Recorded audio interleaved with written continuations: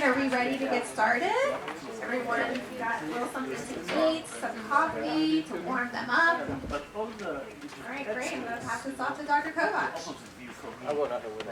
Good morning, everyone. We have a very full morning.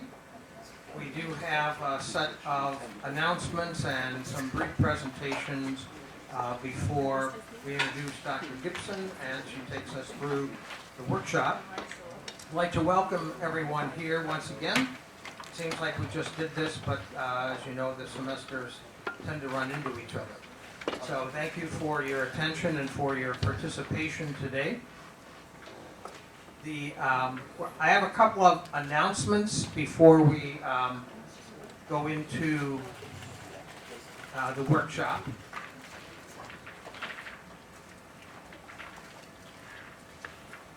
Just very briefly what our agenda is today. So we have a few announcements, as you can see, including an upcoming conference, a student affairs update, School of Online Education announcements, and a couple of announcements also from enrollment management, which I will give.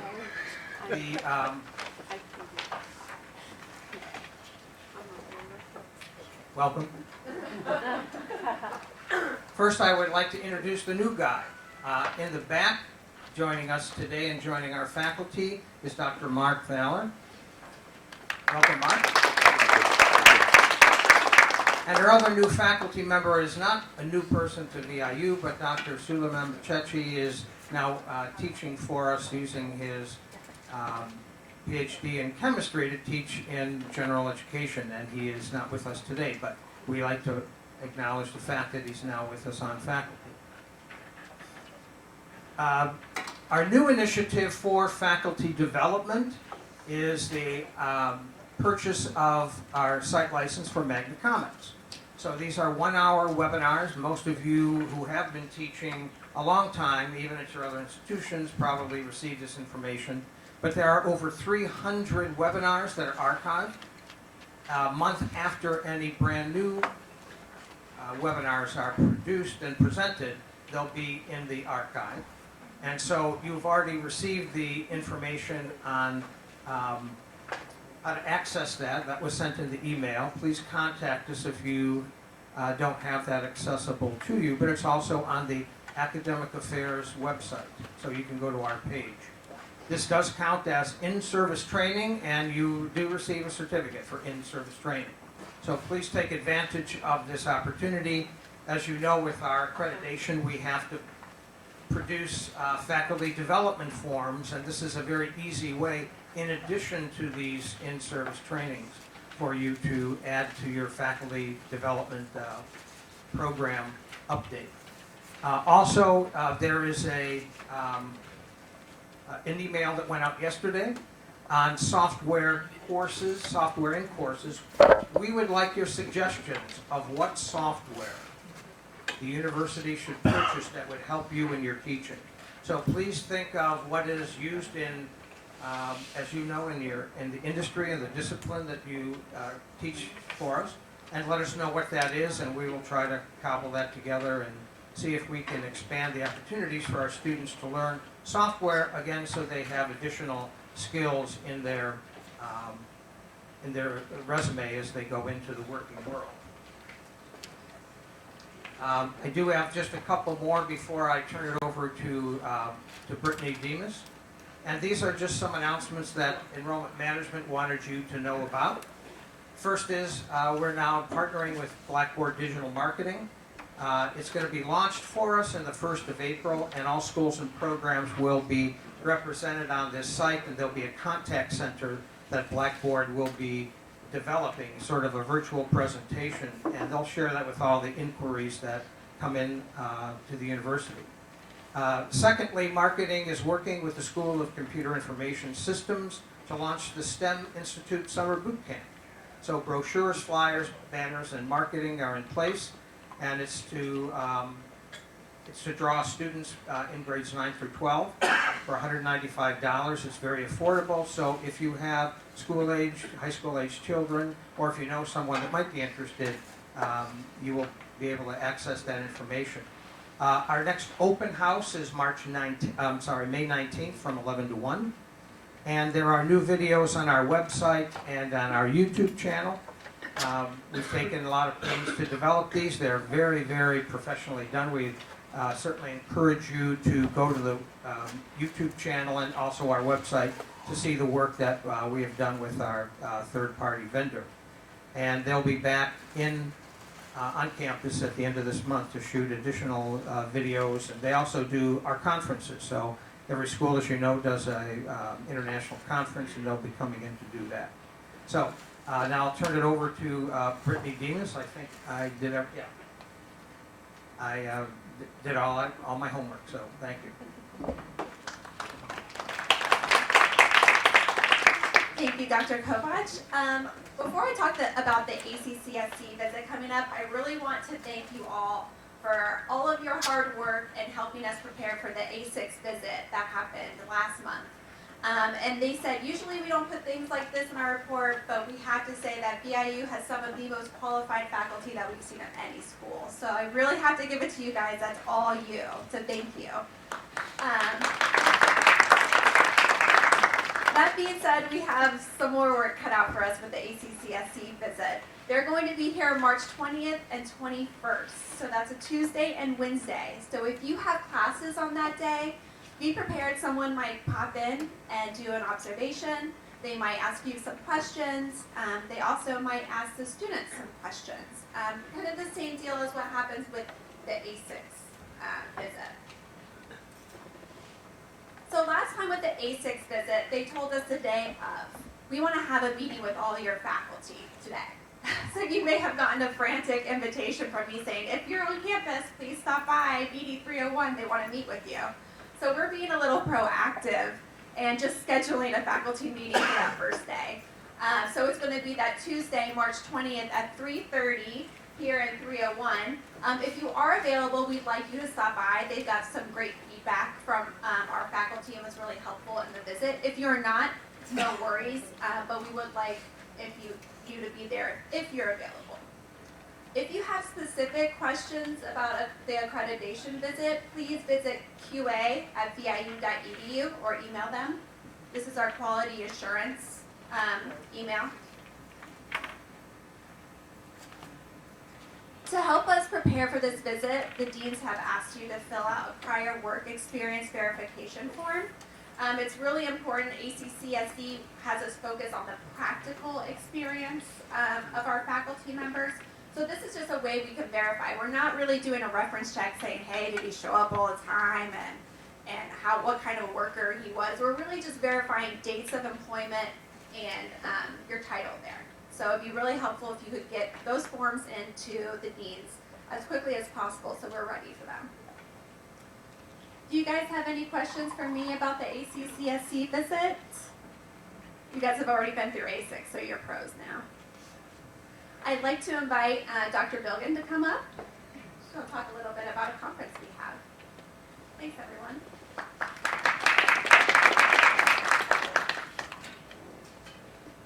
So good morning, everyone.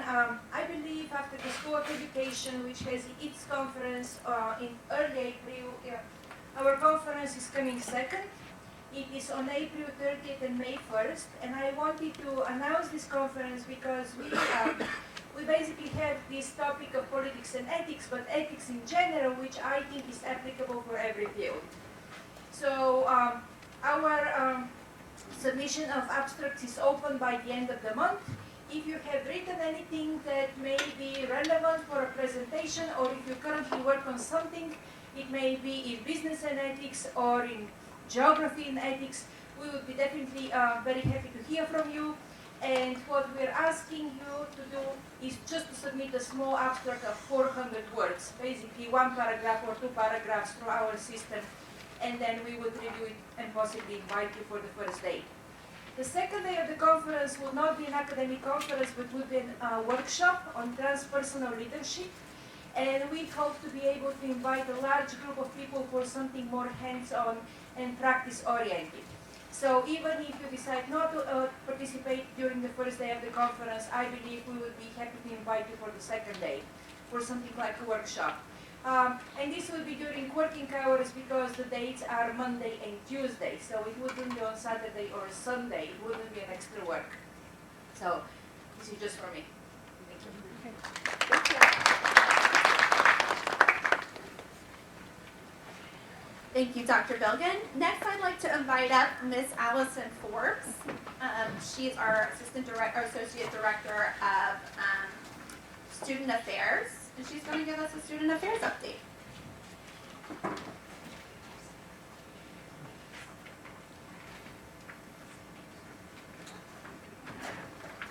Good morning, everyone. Thank you for having me. Before I get started today, I just wanted to say thank you for always supporting the student affairs events that we do. It couldn't be successful without your support, so I just want to say thank you very much, and it means a lot to us, so thank you. So today I'm going to be covering a couple of things.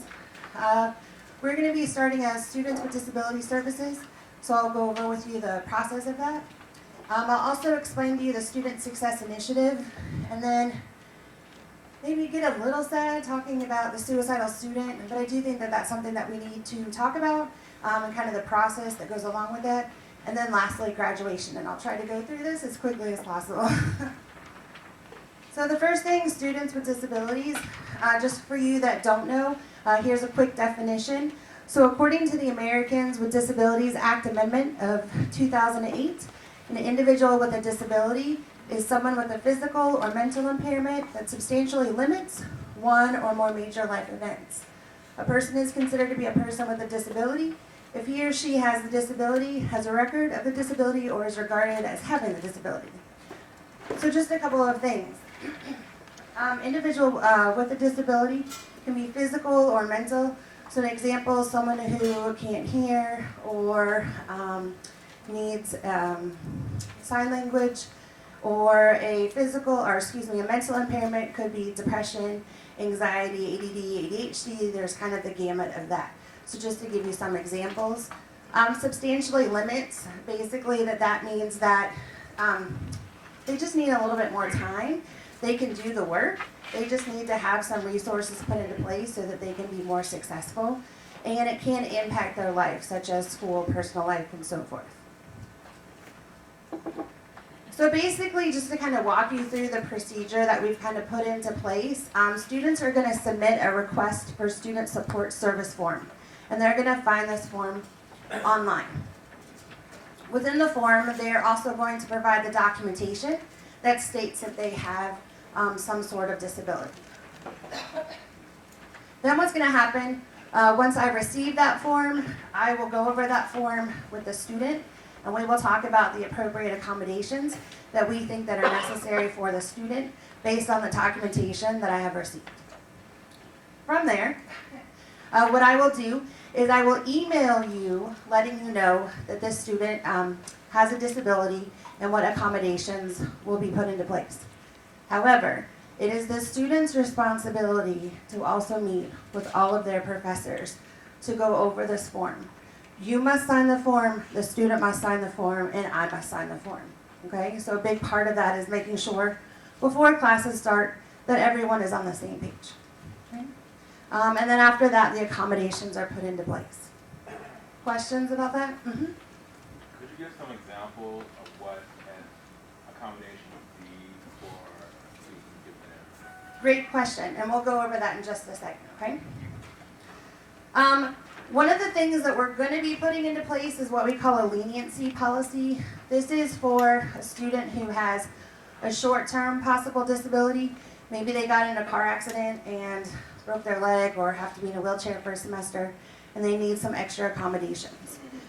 The other thing that we're putting into place, as a school dean or as the school counselor, if we see a student who is maybe depressed but hasn't clinically gotten the diagnosis because maybe they can't afford to go seek help, we put in it where a dean or myself can recommend that the student has a leniency policy for a semester, which means that they will have extra time possibly to turn in assignments because maybe mentally they just can't turn it in on time, so we want to provide that extra support. So that you may also see that as well. And you would get an email from the school dean as well as myself to notify you about that. So what are some possible accommodations that we may ask? Number one are maybe the classroom isn't the best place for the student. Maybe they get distracted really easily. So maybe send them to the library to take their exam rather than having them in class. Exam proctoring, basically that means going to the library and having someone else proctor the test, kind of just being there to make sure they don't have any questions. It could be that they need an extended time. Maybe you give an hour for a test. This student might need 2 hours. So again, accommodating with that. Some students may need to tape record their lectures. That shouldn't be a problem, but they would bring a recorder and just say, hey, just to let you know, I'm going to be recording this so I can go back and listen to it. Auxiliary aids, so we don't provide hearing aids, but anything that could provide maybe using a microphone or something just so they can hear better to be able to help them. A person may need a note taker. Maybe their handwriting isn't very good, or they can't take notes and listen at the same time, so that they would need someone to take notes for them, or at least copy the notes, whatever we kind of work out. Someone may need a reader. Maybe they have a hard time reading or can't see the words very well, so they would need to sit with someone and have them read it aloud. Personal counseling, which I could provide, and referrals. So those are some accommodations. The biggest ones you're probably going to see is more time on tests, maybe more time to do a written paper. Is usually the ones that we see the most, but there could be a couple others. Would the extended time for testing extend beyond the end of the term? That's a good question. It could, depending on where your final paper lies. If your final paper is supposed to be turned in on the last day of class, if they're given usually 5 extra days for a paper, then yes, that's when it would come into place. But if you have your final assignment like earlier, then hopefully you can work it where you finish. So how do we reconcile this with the requirement that we have to submit the final grades like then Monday following the end of the term? Yes, Yes, you can submit the incomplete grades, and we have a procedure for that. So if you have students like that, you can text the deans and. So should the student ask for the incomplete, or do we voluntarily give them her an incomplete? It depends on the accommodations that we put into place. So after you meet with the student, what you would do is look at when are all of the final, or when are all the assignments due. And if it's near the end of the term, then that's when you would know that you would need to do an incomplete. If it's on the last day or the second to last day of class, and there's 5 days. Well, I guess my question, if the student did not ask for an incomplete, what should we do? Well, If they don't ask for the incomplete, well, I think the idea is that the accommodation is that we would have to know. So, some students may have documentation, but international students may have less access to that in their home country. We would, I think, just have to play that by ear. But we would not impose that on a student. But I think in working with Allison, her office would know what their needs would be, and then in concert with your dean and or myself and the registrar, we would see what is the best plan of action for that student. But more than likely, the circumstance will be ahead of time, not at the moment. Okay. Just wanted to add, short extra time on quizzes. Any of you who are having your quizzes done through Canvas, it's very easy to go in and add time for students. Some students will need time and a half, some will need double time. We can help you set all that up. So if you do have that situation, you haven't done that before in Canvas, you can send an email to online at VIU.edu or come by and see Sadik or myself, and we can show you how to do that. It's very easily done. The other thing is make sure that if you're putting video in there, that you do put that video into ARC Media, because what ARC Media is, it's kind of like a YouTube for Campus, and ARC Media has a closed caption feature on it. So if you put a video in there, the closed captions will actually be done for you. And the closed captioning feature in Arcade is much better than the one in YouTube. Okay, and the other thing is extra time on assignments. Now, I've seen issues where not we here, but other universities where it said student gets extra time on assignments. Student gets extra time on assignments, but it's not specified. The extra time is more like 2 days or 3 days because that Sunday night maybe they have anxiety issues and it's stress issues and it's keeping them from doing their best work and getting it submitted on time. So usually it's just a couple of days. And in an online course, you have 8 weeks to complete the class. So they can't go too far ahead with the extra time. And that's something that can be difficult sometimes for us to facilitate as faculty members because we don't know. So specifying how long it is and keeping it within that week so they can get that assignment done, get feedback on it so they can incorporate it into their next assignment is very important. And then the other thing is, as far as accessibility, it's our responsibility as a university to provide accessible courses. All right, the reasonable accommodations are above and beyond that, extra time on quizzes and things. But as far as having an accessible course, every video has to be in ARC, has to be closed captioned. These are things that are required by law. And some students, well, not unfortunately, but some students, they may have, they may be hard of hearing or deaf, and they don't think they have a disability. Many don't, and they won't report. However, we are still responsible to provide that learning environment for them. So that's an issue I encounter quite a bit because in my department, instructional technology, we would usually be the ones who had to close caption the videos and check the courses and make sure that they were accessible. And that was one of the things. So some students, they won't report. So making sure your course is accessible for everyone is important. Yeah, is there a deadline that students have to submit these forms, like beginning of the term or midterm? Yes, they have to, in order to get services, they have to submit it before the semester starts. So it can't be in the middle of a semester. If something happens in the middle of the semester, what we ask is I would reach out to you as an instructor and say, look, I don't really, this is last minute. If at all possible, can you do this? But we really wouldn't implement it full force until the following semester. So I was actually going to talk to you about that setup, which is the general health care, for students.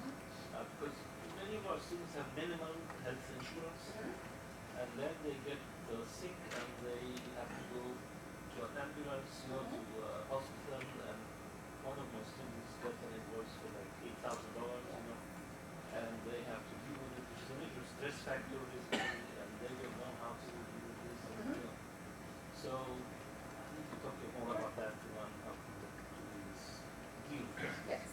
What advice to give the students? Absolutely. And we talk a lot about it at orientation, and we've also put it in our online orientation. Definitely come talk to me and we can, talk about it in more detail. Just a follow-up on Sam's question. Are we actually required to tell you if we believe that the student has a disability, but maybe he doesn't? Sure. That is something when we're going to talk in a few minutes about the responsibilities of faculty. And one of the responsibilities is if you do think that, to come and talk to me so then I can try to talk to the student. They might not agree to get tested, but then maybe what we can do is say, okay, this is based on my observation, this is what I think, and maybe that's when we can talk about maybe putting a leniency policy in at least for that semester to see how it goes. And then we would have to talk to the student about, seeking documentation so we could continue those services. It is my understanding, I'm Dr. Poussaint, by the way, good morning.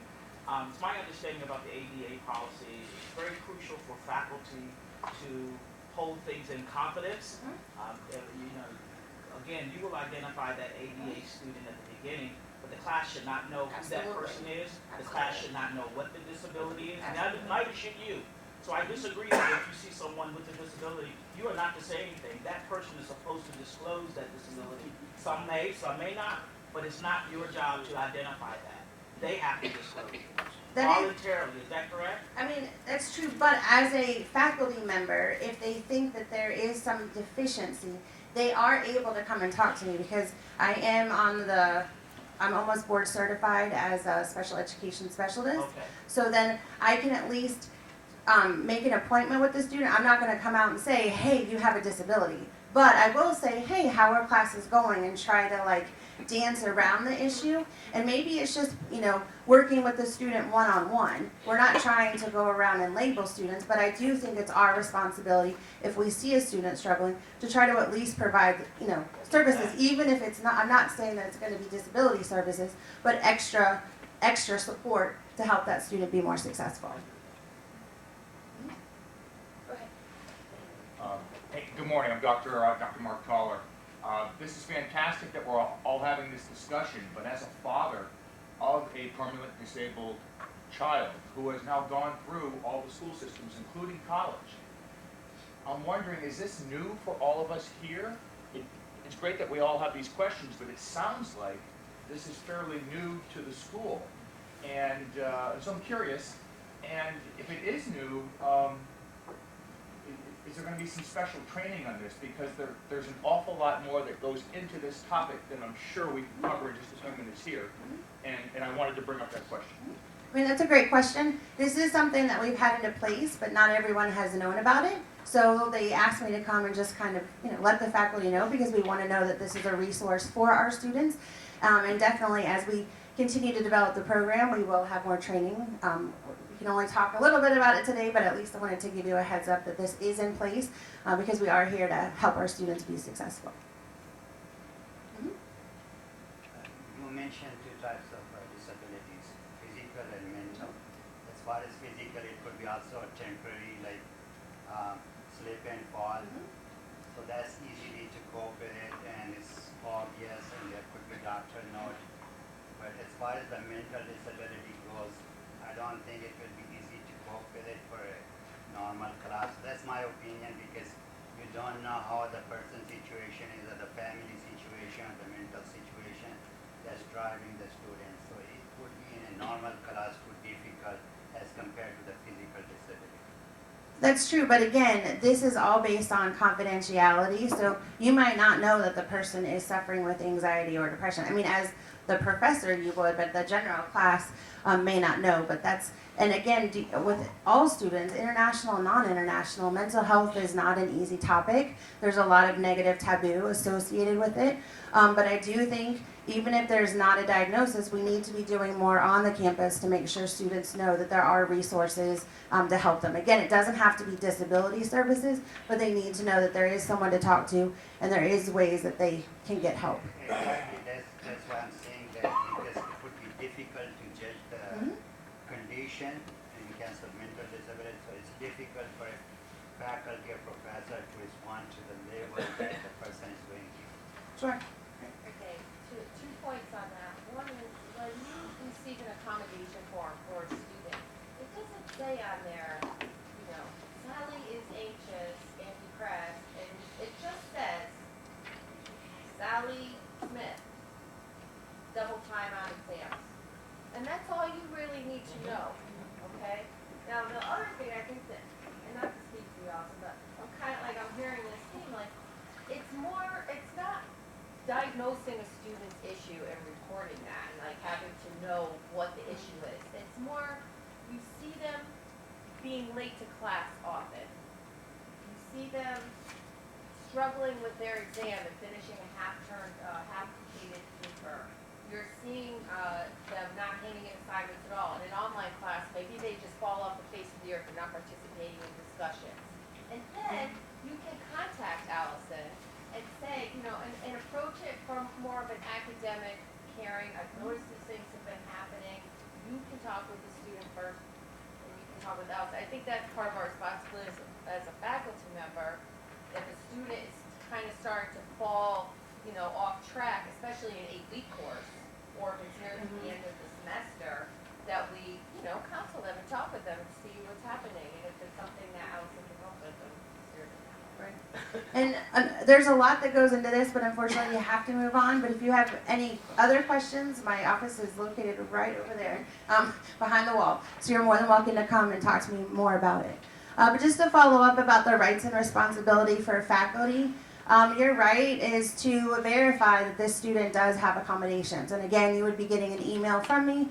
So hopefully that would show that they do have need an accommodation and do have a disability. However, if you want to talk further about that, obviously you can.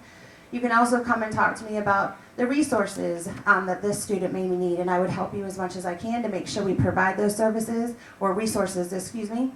And we need to make sure that these students are expected to meet the same academic standard as a student who doesn't have a disability. So that's really important as well. So what does your responsibilities include, but are not limited to? Like I mentioned, the really crucial thing is that you meet with the student. You're going to go over the accommodation form. You both are going to agree. You're going to sign the form. The student is going to sign the form and then bring it back to me. Okay? Then you also agree that you are going to provide those recommendations and any materials that the students needs based on that form. Let's see. So you're going to provide those accommodations. Again, if you notice something, I don't want you to diagnose a student, but if you notice that something maybe, the student is struggling, come talk to me. I'm not going to go and say, oh my gosh, you have a disability. I'm just going to talk to them and see how we can provide extra help to help them be better in the classroom, because that's what we're here to do. And then if you have any questions, obviously you can contact me. Okay? So shifting gears. We also have something put into place that not a lot of faculty know about, is the Student Success Initiative.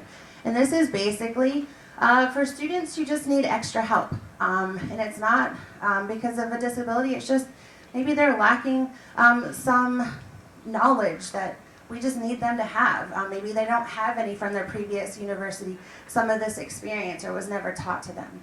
So this is where actually you can request to me that a student needs extra help.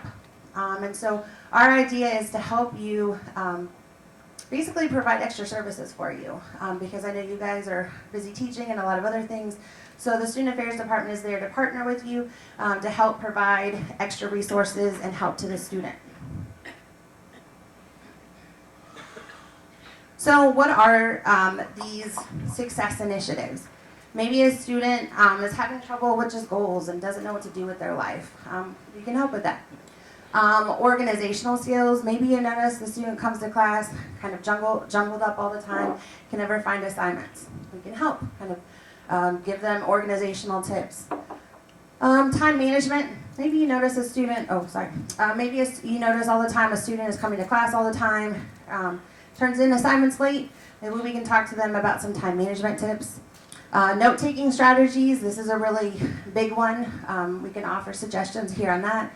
Memory strategies, exam preparation, this is one of my favorite ones, exam kind of strategies in order to give students.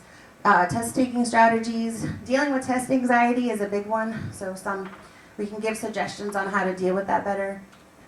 Maybe motivation and concentration, especially with a lot of things going on in the world right now. Some students can have a hard time just keeping motivated and concentrating. Dealing with procrastination could be another one that a lot of college students can struggle with. Stress management, finance, and multicultural awareness. So this list is kind of a gamut of different things, but just to show this is how we can help you better in the classroom. So if you want to make a referral, you will find this, not right now, but hopefully by next week, in your your faculty portal.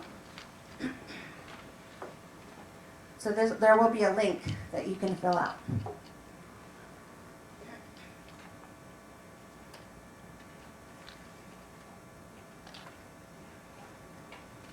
So basically what you will do is you will put your name, your role in your department, your email, and then you'll put the student's name and their email, your concern, and any comments.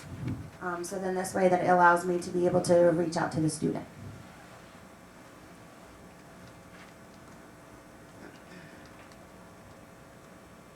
So after you fill out that form, what happens. So within 48 hours of me getting that form, I will follow up with the student. So what I will do after hearing back from the student, I will set up an initial meeting with the student to talk to them, say, hey, one of your professors referred you to me. I will not say who. I'm just going to say one of your professors recommended that you see me, and we will talk about the issue that they feel like the student is having. And then we'll talk about days and times that would be meet with the student schedule that we can meet. Depending on the need, it could be several sessions. It would just kind of vary depending on the student. After I meet with the student, we close it up, they'll do a survey, and then I also reach back out to the faculty member to let them know that yes, I met with the student. And these are the things that we went over. So hopefully you would start to see some improvement with whatever the issue was that you recommended them for. I will reach out to the student 3 times. After the 3rd time, if I don't hear back from the student, then I would ask that you fill out the form again. Just because I feel like 3 times is a kind of a good number to try to say, hey, I'd really like to meet with you. And then after that, we would have to try something else. This is great, but it is more reactive. Can we make it proactive by having like maybe a summary of these strategies that you're talking about and a link to your office so that students who would feel that they needed some help, they can directly contact with you? Yeah, we can. There's a student side where they can fill out this information as well. I was just showing you the faculty side. But yes, I can work on putting some resources together so that they can That would be get great. that information. Right. So actually, again, I'm always following up all the time. So actually, there is something you can help with, not me in particular. One of the challenges I always face is to get the students to engage more in the class and talk and so on, because many of them they just sit and they don't say anything. And when I come to your events, the student services events, and I find these students dancing and singing and serving and leadership positions. And the question is, how can we get them to translate this into the classroom, become more active and engaging and all that? That's a great question, but there's a lot of begging and pleading that you don't know about that goes into that. Like, there's a lot. But maybe, we also tie it to the leadership and mentorship program, so maybe that's something to talk about, how we can implement that in the classroom, maybe to get students more involved. Okay?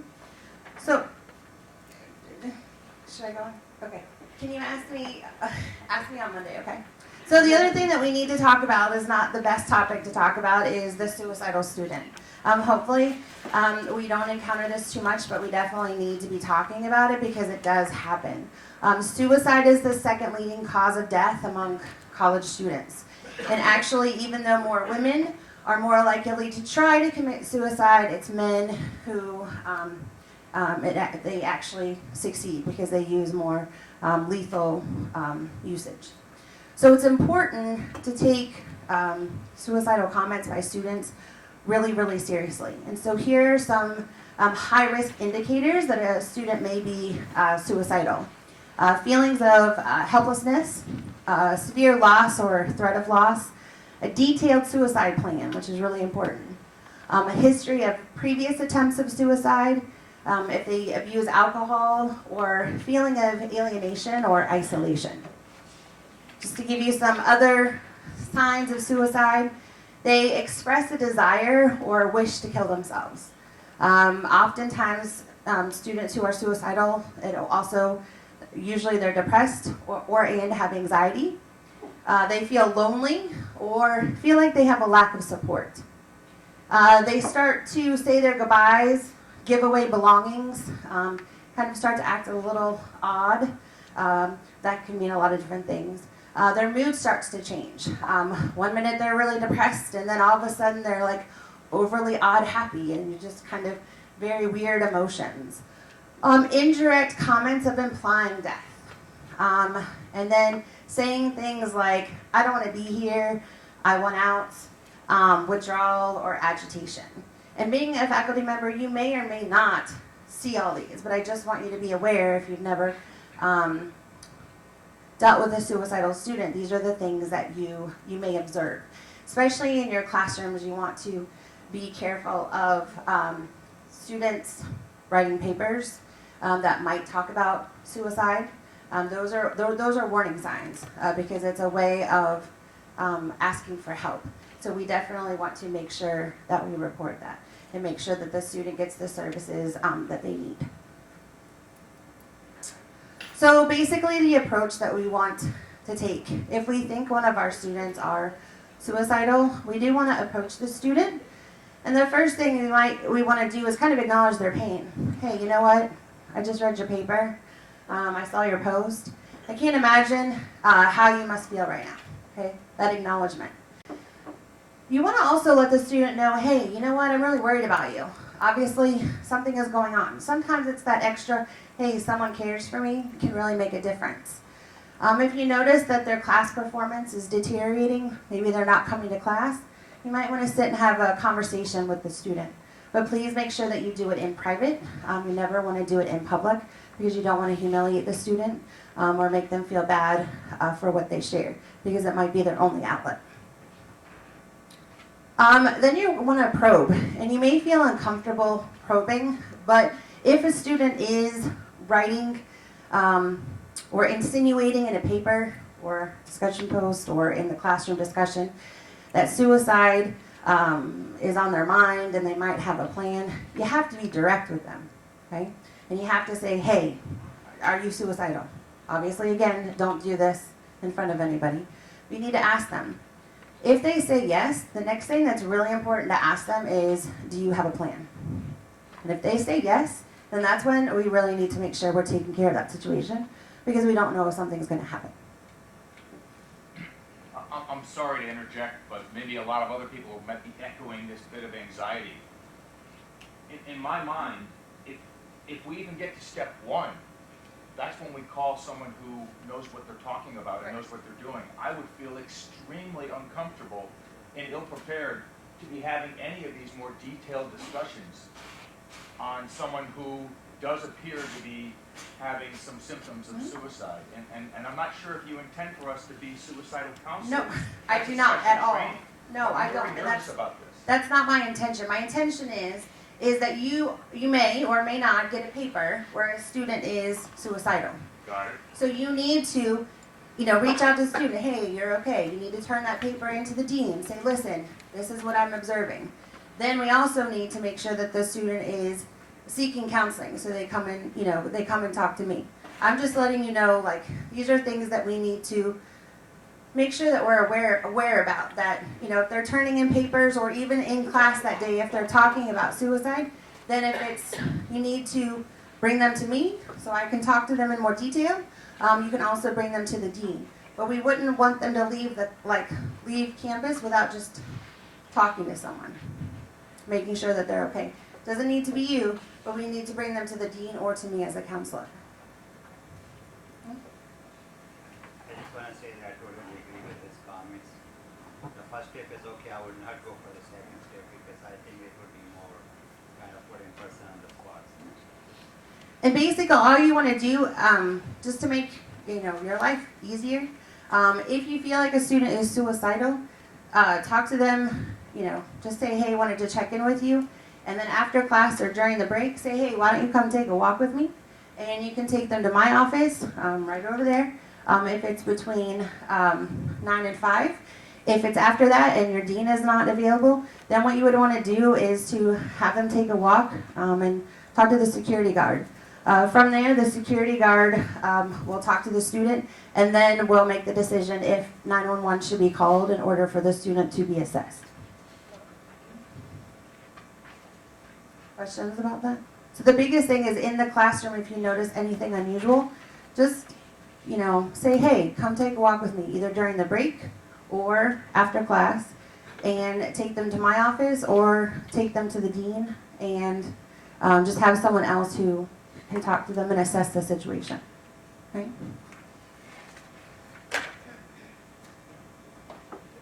And then I will put these referral services on the Faculty Porter of Student Affairs website, so you all will have these resources as well. And then the last thing is graduation.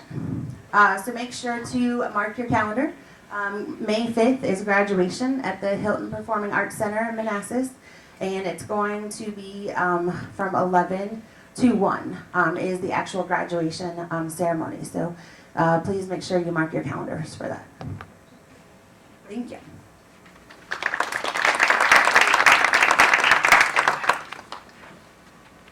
Thank you, Allison. That's certainly something we will have more training on. We just kind of wanted to give you a brief introduction. And now I'd like to invite Ms. Christine Smith up to the stage to give you an overview on some online education information. What do I have, about 15, 5 minutes? Alright, so my name is Christine Smith. I'm with the School of Online Education. Also here today, I have one of my teammates, Use your mic, use your mic. So I also have Sadiq Kalouz with my teammates in the School of Online Education. We also have a third person in our department who works with a lot of you on instructional design and development and building courses. Her name is Dr. Nilfer Park. Just wanted to introduce you to the team. So I get a lot of questions about exactly what is the School of Online Learning, online education. What do we do? Okay, we are a partner to other departments in the college. That is what we do. That is why I'm standing here. I am partnering with Academic Affairs to help them with this event. Just like Allison was here before, she partners with Academic Affairs, she partners with myself. So that's really the crux of it. We're a partner to other departments. And as part of that, we help to define policy as it relates to online learning. We work on course design, and we do have some input into curriculum. And that mostly has to do with courses that are under development. When a new course is being built, there are things that we work with the builder on, and those things would be the types of assignments, and then we get into it a little bit deeper. We go into the learning objectives and things like that, which are at the heart of the curriculum for that course. So we are involved in those things. Though we are not the primary person involved, we are involved as a partner to help improve and use our experience to make that online course fabulous. We also take care of online student orientation. We have a course for all of our online students that is now required and is part of our ACCSC visit. We now are requiring the student to take it. If they don't take the course within the first 2 weeks of the semester, there will be a hold put on their account. They will be unable to register for another course, and they will be unable to access transcripts and things of that nature. So we're getting serious about it. We've always had the student orientation. We've had pretty good response rates with the orientation, but now we're getting serious and we're making sure that there's some accountability there. And that's kind of a theme that you'll see throughout my presentation is more related to accountability. We have a lot of things. We have a lot of training. We're here for you. I'm here today. Sadiq's here today. But we don't have a lot of accountability to enforce participation in these things. So the other thing that we do in the School of Online Education is we do research. We are concerned with Quality Matters certification. We go out and present this. IMS Global is just one of the places that I've actually presented on the topic of online learning. Dr. Korkmaz, she has a PhD in instructional design, and both Sadiq and myself are ABD in a PhD towards instructional design. So while we are not an academic department per se, we are supremely academically focused. We have made the study of education and instruction our life's work. So between the three of us in my department, we have over 75 years of experience with education in a different way than some of you, and not in the same subject matter expert. Okay, we're not a chemistry subject matter expert. We're not experts in, some of these topics that we teach here. But we are experts when it comes to online learning and when it comes to designing not just online courses, but courses in general. We also are concerned with analytics, as I showed here on this slide. These are just a couple of things that Sadiq put together for us. We've been tracking our online student enrollment, and it's very important to note that While the university itself has seen some decline in enrollment over time, the enrollment for online-only students has only increased. If you see here, just, barely 2 years ago, we were 15 students here, and now, spring 2018, we're up to over 35. And these are active online students. We have about 42 students overall. So percent-wise, pretty significant increase. And we also have a very high retention rate in our online courses. So that's why we want to focus on these courses and keep them strong, keep them facilitated well, keep the courses with awesome discussion questions and engaging assignments, which we will have some assistance with later on today. The other thing that we work with is the technology, and I noticed before when Brittany was talking, or Dr. Kovach, I think it was Dr. Kovach, they brought up this idea of software in the classroom. Now we already have some software available for you to use in the classroom, and there are things to facilitate your course. Within Canvas, there's a tool called Arc Media where you can store your video, closed caption it for you, a very nice tool. We have the Learning Glass, which is another great tool for you to use to facilitate lectures for students. And then we have tools within Canvas that allow you to have synchronous and asynchronous discussions with students. We also have, in our minds, like Sadik, myself, and Nilofer, we have our dream list of tools that we would like to see in courses. Okay, so if you are wondering, when you're filling out that form, you're saying, yes, I would like to have more technology in my course. What would that be? We can help you with that. We've worked with simulation tools and web design tools, things like lynda.com where you can go and get extra training for programming and things like that. And these are very helpful for the online student, but it's also helpful for the on-ground student so they get a chance to practice with some of these tools. Because the goal is so that they can get a job when they leave here and they know the current technology very well.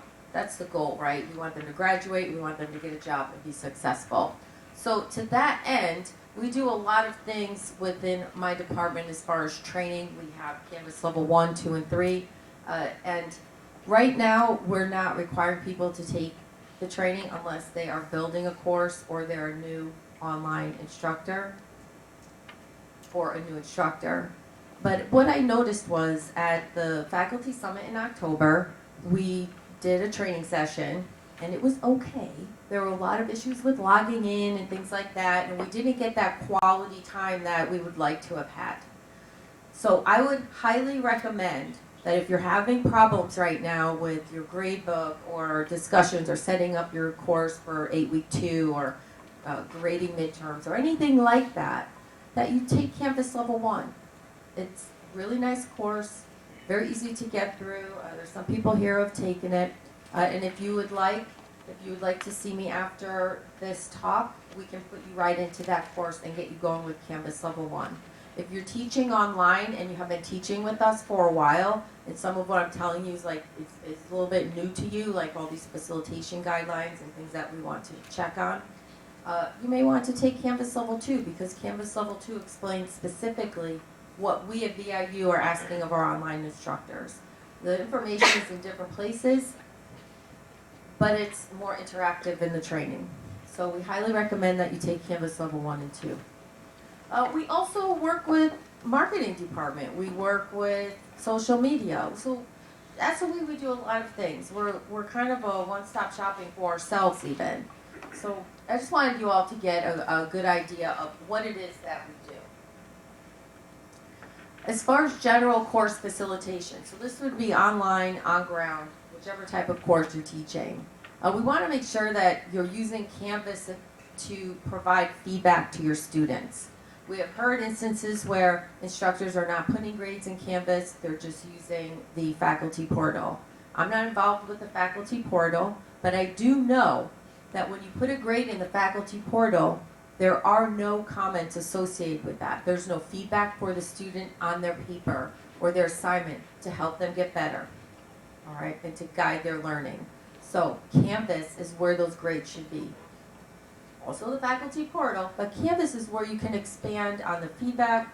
You can give all different kinds of video feedback, audio feedback, written feedback. You can write on their paper using the speed grader, hand that back to them. And that's what they need, and they need it in a timely manner, especially in a course where they're expected to improve each week. How will they improve if no one is grading their paper? Also, we have Turnitin available. We had a session about that. If anyone needs further help with Turnitin, you can talk to myself or Sadek. As far as archiving courses, right now we have a lot of courses still in Moodle, and as they're being taught, we bring them over. If you have any issues, even if you're an on-ground instructor, we are the School of Online Education, but really, we also are here to help you with Canvas or any kind of transition from Moodle. So please let us know. And then as far as online course facilitation, the facilitation requirements, not guidelines, requirements, they should not be new to you. They were in your job description. If any of you were here when we had the A6 visit, you all had to sign your job description. And in there it clearly states things like how long it takes before you must answer any questions that are posed online, how long it takes before you must grade assignments, things like that. And it's very important. It's something that has not been enforced.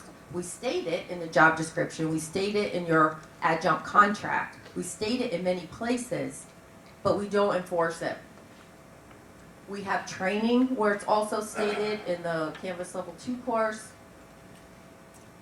And then for online builds and revisions, we also state, I just looked at the contract the other day because we had an issue with a couple of builds. It states in the build contract exactly what it is that you're supposed to do when you're building a course. So if you have been tasked with building a course and you've agreed to it and signed the contract, take a look at page 2 and 3. Because the first page is the one where you sign.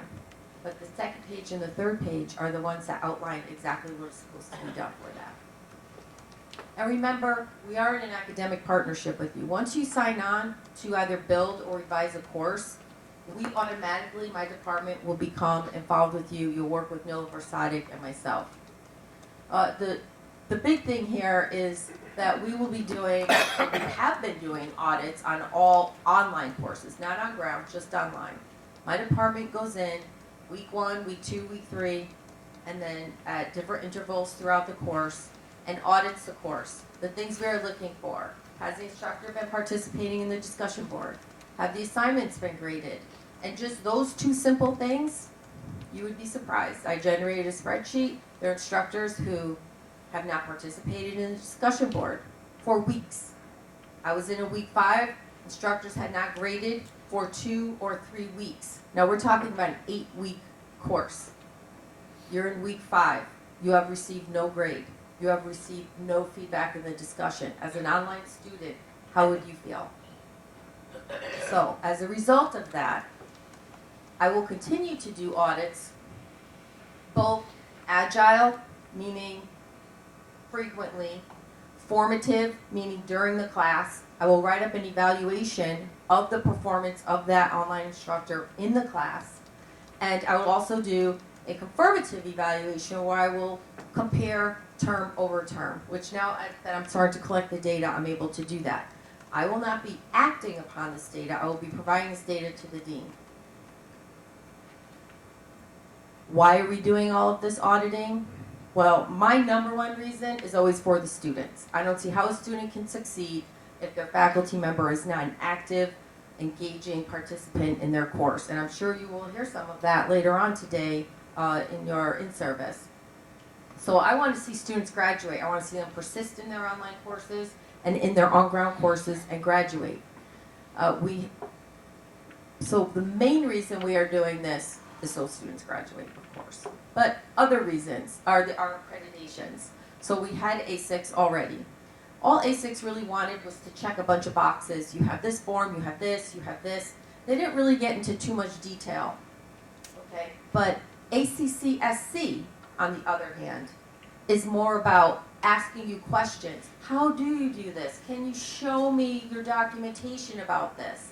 And SACS, which we aspire to, which we should, in my opinion, and which is why we're doing a lot of these audits and enforcing them and so forth, is because SACS wants to see the documentation. They want to see the data that not only you have student orientation, but students have been taking it and that you have records of who's taken it and who hasn't taken it.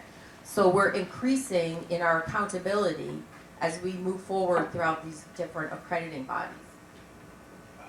And that was all I had to talk about. I put myself down for 15 minutes and I have 15 seconds left. I just wanted to mention, if you have any questions about the disability requirements that Allison was speaking about, please come and see Sadik or myself. We can help you set up extra time in your courses. We can help you with a lot of different things as far as getting it set up in Canvas. With ACCSC visit, I will provide them a list of online faculty members and online students. They may call you. They did with the A6 visit.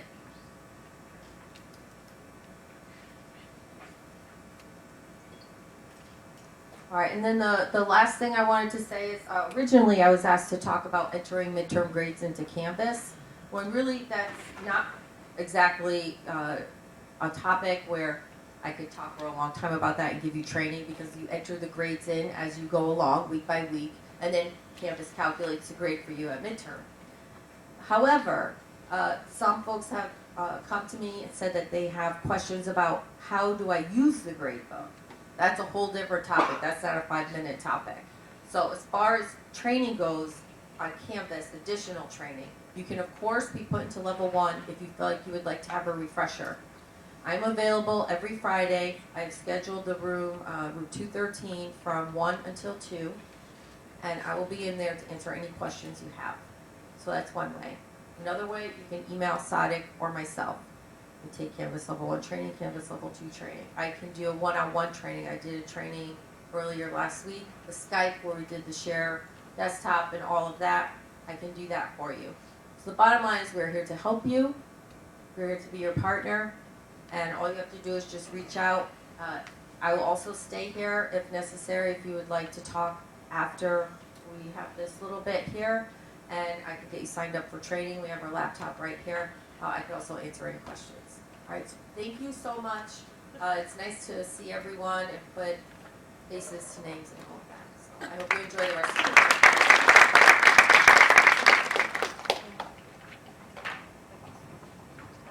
day. Okay.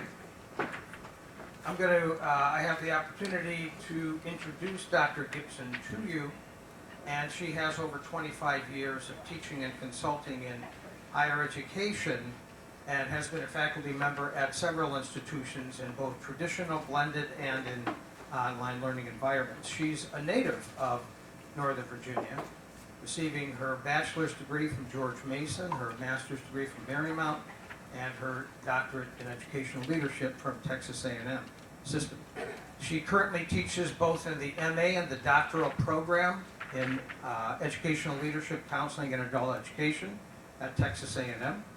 She also serves as a faculty member and a consultant for the Online Learning Consortium's Institute for Professional Development. She is a certified program facilitator, a workshop facilitator, and a certificate program mentor, where she guides faculty both nationally and internationally through their 3-step certificate program in incorporating quality matters, the community of inquiry framework, and the Sloan C 5 pillars into both instruction and content. She previously held key positions for over 10 years at the American Public University System. She has authored 15 referee journal articles, made over 50 peer-reviewed presentations at conferences, and written countless other articles. She was awarded the Online Consortium Effective Practice Award last year, as well as the Sloan C Effective Practice Award in 2014. In her spare time, Dr. Gibson serves as an ambassador for NASA's Solar System Jet Propulsion Laboratory, providing both outreach and educational awareness for NASA's space exploration mission, the solar system, and recent discoveries with a STEAM or a STEM focus. So I'm very pleased to present to you this morning a very accomplished educator and trainer who will present ways in which we can better engage students both on ground and online in various platforms and modes of discovery. Dr. Angela Gibson.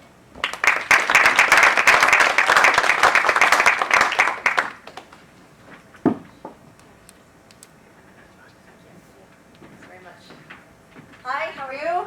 I said hello hello to some of you this morning. I'm going to stay up in this section just for a few minutes. If I get too close to you without the other mic, there was some feedback. But I also want to say hello to the adjunct faculty. If you didn't know, turn around, wave at the camera because they're streaming today. So this is the first live streaming session, I think, for VIU. So I'm very glad to be part of the first live streaming session.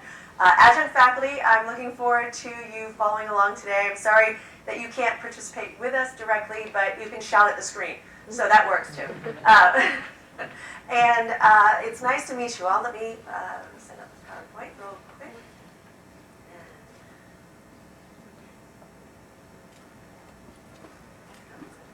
And if you need to stand up and stretch, you've been sitting for a while. Stand up and stretch. It's okay. You're allowed to do that. You can stand at any time during the presentation, and I won't feel that you are having an issue with anything. So stand up and stretch. So we're going to talk about some things, and hopefully this won't make too much noise. I realize the screen is in the way here for the whiteboard, and it's going to go off track, isn't it? So I'm going to pull it over here. All right. You are wonderful. I just don't want to, go off track here. Do you mind? See? Tech help right here. Oh, all the way to the end, please. Just so I notice this. Thank you. Awesome. Thank you so much. See? Tech help, very well done. Thank you, Christy. And if anyone did not bring paper or pen, I have it up front. Because, yes, I'm sorry, you have to do some classwork today. But great to have you guys here. Thank you very much, Ron. I had to share some of my favorite NASA pictures with you all. But yes, as Ron mentioned, I do a lot of different things, and that's me holding a drone. I was a little worried it was going to become sentient while I was there, but no. Okay, so not the right crowd for that. Okay, but I do a lot of different things, and as Ron said, I've been in higher education for a long time. Oh yes, please do share with the paper. So today we have a journey, and the journey that we're going to have is that we're going to talk about engagement and what it looks like in learning, in face-to-face, in blended, and online learning. And we're going to have this journey where we talk about how to create more engagement in the classrooms. One of the things that was mentioned earlier is that you all are hired because you have amazing subject matter expertise, and that is so wonderful. And we're very glad for that because we need people who have that expertise. However, in your programs of study, your graduate and your doctoral programs, you probably were not trained necessarily on how to use Canvas, or working with students with disabilities, or engaging students in the classroom. So this is why we're having some of these workshops, and we're going to talk a little bit about some guiding questions to help you along your way. We're going to look at strategies for and applications for creating more engagement in your classrooms. And then we're going to have you all work on some things to actually formulate some ideas to take that first step or that next step, depending on where you are with things. Is the clicker still? Oh, I'm sorry, Christine. May I have the clicker, please? Thank you. I would have reached down, but I'm going to end up. Thank you very much. Okay, great. So my role today is to be the guide to help you along the way in this journey and to help foster some thought process, some critical thinking, to actually help you take some ideas, concepts, and information from the literature and put that into action so you can actually apply things and take something away from this and going, well, it was good that I sat there in the chair for 2 hours, so I could get something out of it.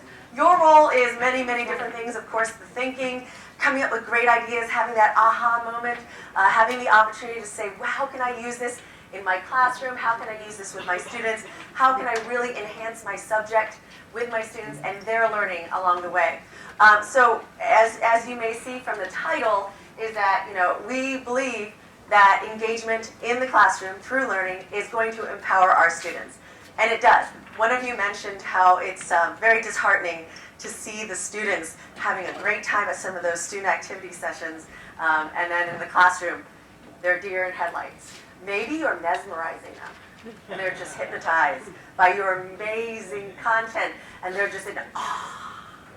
But probably there's something else going on. It could be that they're just overwhelmed. It could be that they're not feeling like they can physically move around, or maybe have sort of a mental break, or maybe they're just really internalizing it. There's so many different things that happen, but we do know that engagement is part of learning, and learning is part of engagement. And because we are faculty, we of course have to talk about the literature, because if I just stood up here and said, yes, this is a great idea, and I didn't have anything to back it up, you'd wonder where I was coming from with this. But we do know from the literature, from the research, that if we have more effective engagement in the classroom, whatever type of environment it is, then we're going to be more effective. And the transfer of learning, how the student internalizes what you're teaching them, becomes more solid, and the student can then apply that learning. We also know that there's a cognitive piece, that some people will say, well, engagement, isn't that sort of just everyone sitting around and talking about things, or maybe it's just too much social aspect of it. But there's a lot about engagement in the classroom in whatever form and in whatever type of learning environment that is actually connected to the cognitive piece.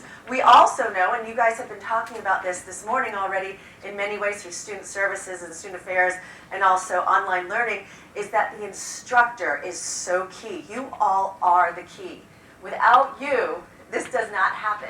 Okay, we know that. Of course, the student has to learn. How is the student going to learn? The student's going to learn through engagement, and we have to create that engagement and then create an engagement loop for it to happen. I really like this quote, and I don't usually use giant quotes, but I really like this quote. And Christine was actually talking about some of the data and analytics and the surveys that have been coming out talking about online learners, but in general with students. The National Survey of Student Engagement, which is done nationally for colleges and universities, and looks at students and how their perceptions are for their learning, for their engagement in the classroom, engagement outside the classroom with co-curricular. We know this in our heart, but we saw this in the literature here in the survey from last year, that students are saying on a survey, on an anonymous survey across the nation, if they feel more engaged, if they feel more connected to the content, and they feel more connected to the fellow students in the classroom and the instructor, then they feel they are learning more.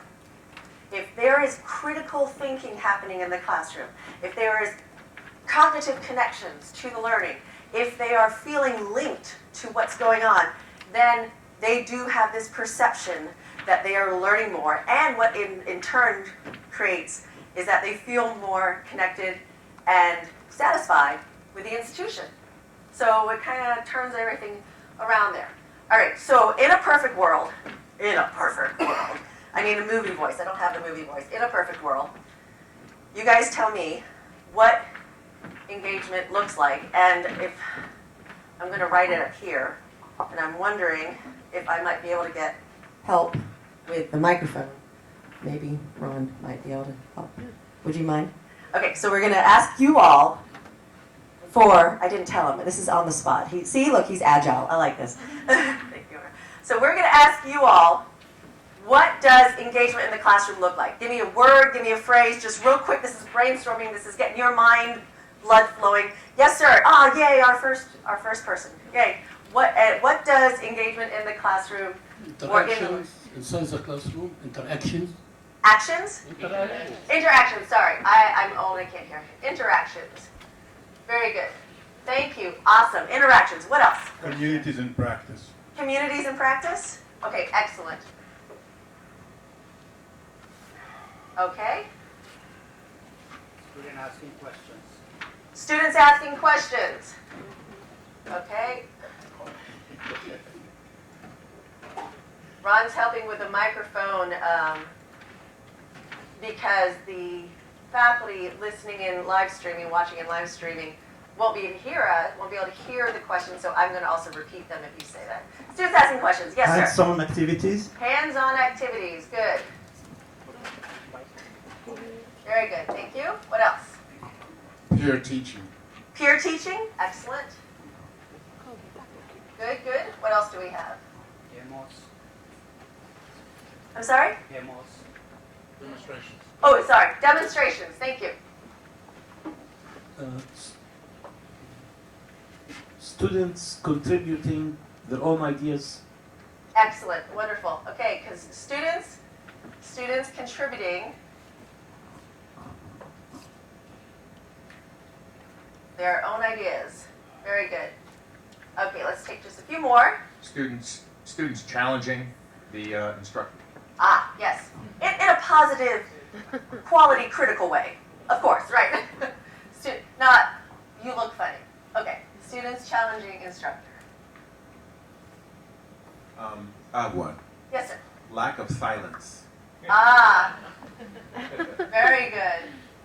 Lack of silence. And they're not just chit-chatting, yes. Lack of silence. Or deer in headlight, yes. Group discussion. Group discussion, nice. Okay, let's take one more. Yes. Oh, a few more? Okay, well, it's a crowd. Not using cell phones. And, you know, Paying things like- attention to, on task. On task? On task? Yes, on task. All right, so no to the phone. All right, great. Sharing experiences. Sharing experiences, very important. Sharing experiences. Okay, yes? And anyone else? Okay, yes, one more. Project.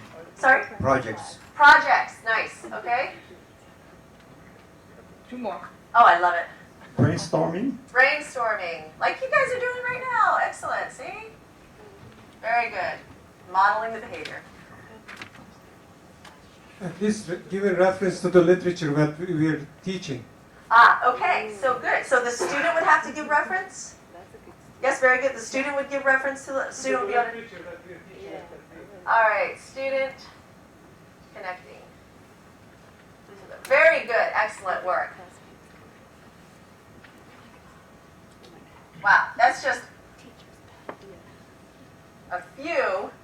And look, you guys came up with so many. Thank you, Ron, and our other microphone individuals. Oh, let's plug these over here. So thank you. These just a few, and just off the top of your head, and these are excellent. And so you guys are already thinking about what it looks like.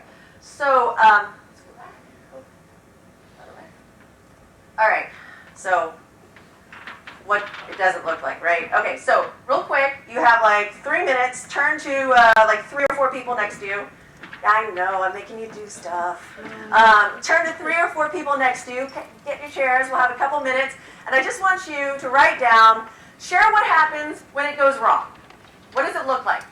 And then tell us like the top 3 things. So if you don't know the people next to you, introduce yourself. This is a great opportunity for you to engage in your fellow learners. So put down on a piece of paper, someone, what does it look like when it goes wrong? Give us your, what does it feel like? What does it look like? What happens when it goes wrong? And for adjunct faculty, please put down your ideas. You may not be able to share with us. I can talk about those before you share.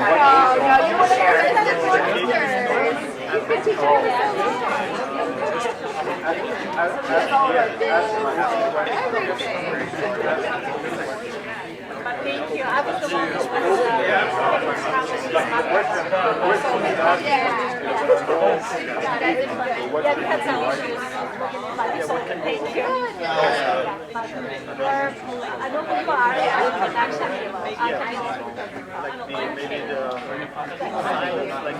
I had seen you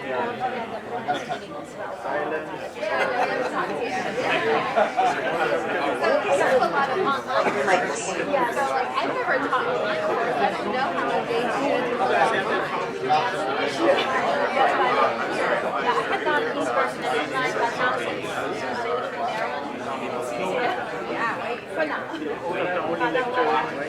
So online is more difficult. You got to listen, you have to talk. If you do like right? I work there. If you look there, what's Lauren? Let's see, what kind of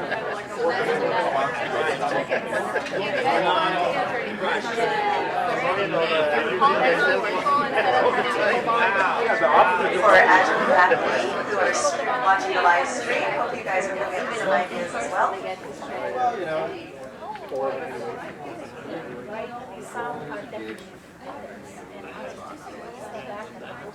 It's like some really good conversations going on. I really feel like people do it. We've all been there.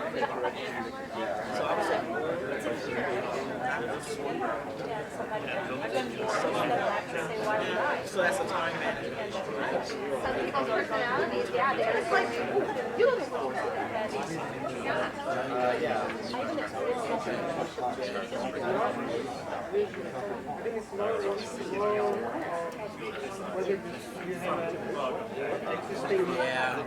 Good relationship with students. Once they feel that you're out there, you're All right, how about one more minute? One more minute, come up with your themes. Let us know what you're finding and what it looks like when it goes wrong. I don't understand things like that. When things get wrong, or sometimes they try to, especially in our field, just divert the subject and by bringing something else, try to change the subjects that they have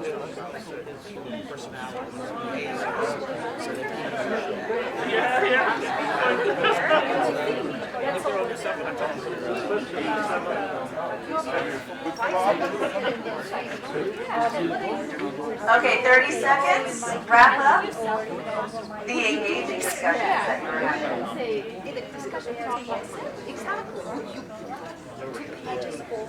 Something.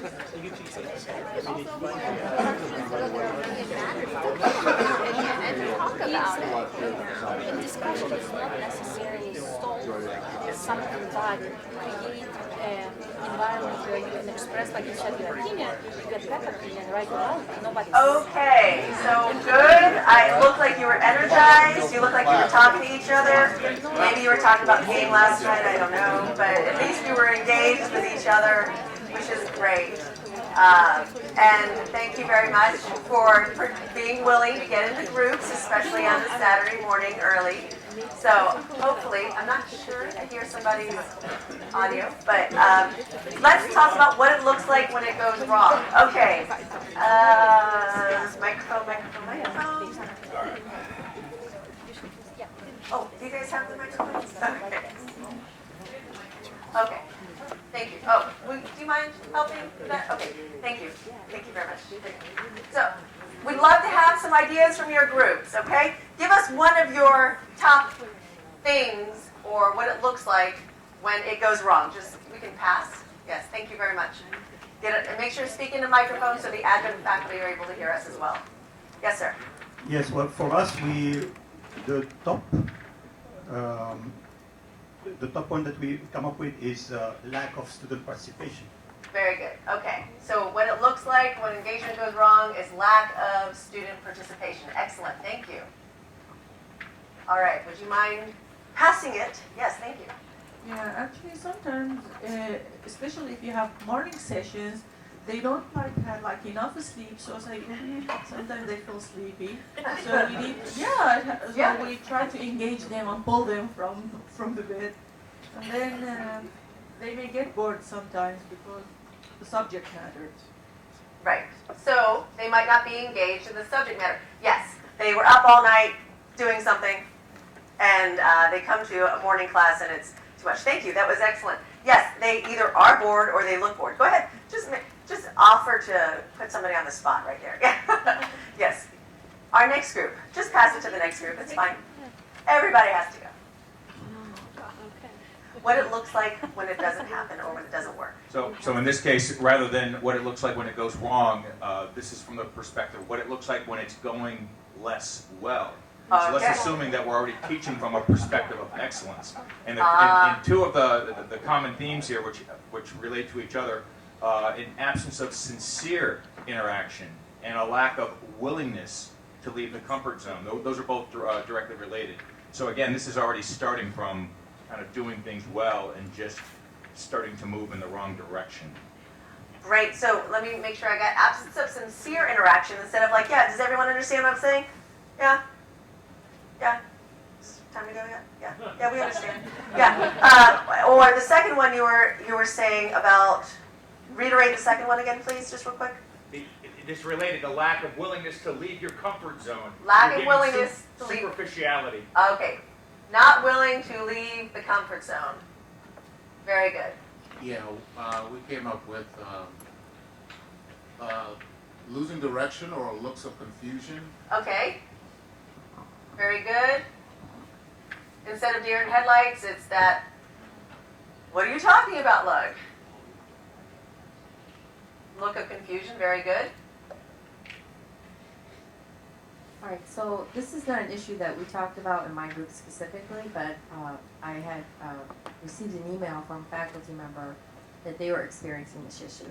We were asking for more critical thinking questions, things Sure. to like get students talking and facilitation of the course. And the instructor brought up kind of a, I don't know if it's a cultural thing or what, but he brought up that students are less likely to engage because they look at their instructor as this sort of authority, and showing respect for that authority means sort of quietly sitting while listening to that authority speak. So it's that, and it might be a cultural thing with this kind of diverse population that we have here. I don't know if other Sure. people have experienced that, Sure. but a faculty member did send us an email about that, and we're like, what? Right, We right. had, like, we didn't know, and it was kind of interesting. Well, that's a really good point, and you can look at that also agnostically, is that if the student doesn't understand their role or expectation, or they don't know what we expect of them, then if they haven't been told, I expect for you to participate, I expect for you to verbally answer when I'm discussing things, or be stating out loud that you're confused about something. So if we don't have that, good. Okay, let's take maybe two more, or if a group has a burning point that they'd like to give. One we talked about was from a teacher perspective. When it doesn't go well, you feel like you're intruding when people contribute. So you feel like you're kind of pulling teeth. Ah, yes, very good. The one-word instructor answer. view, yes.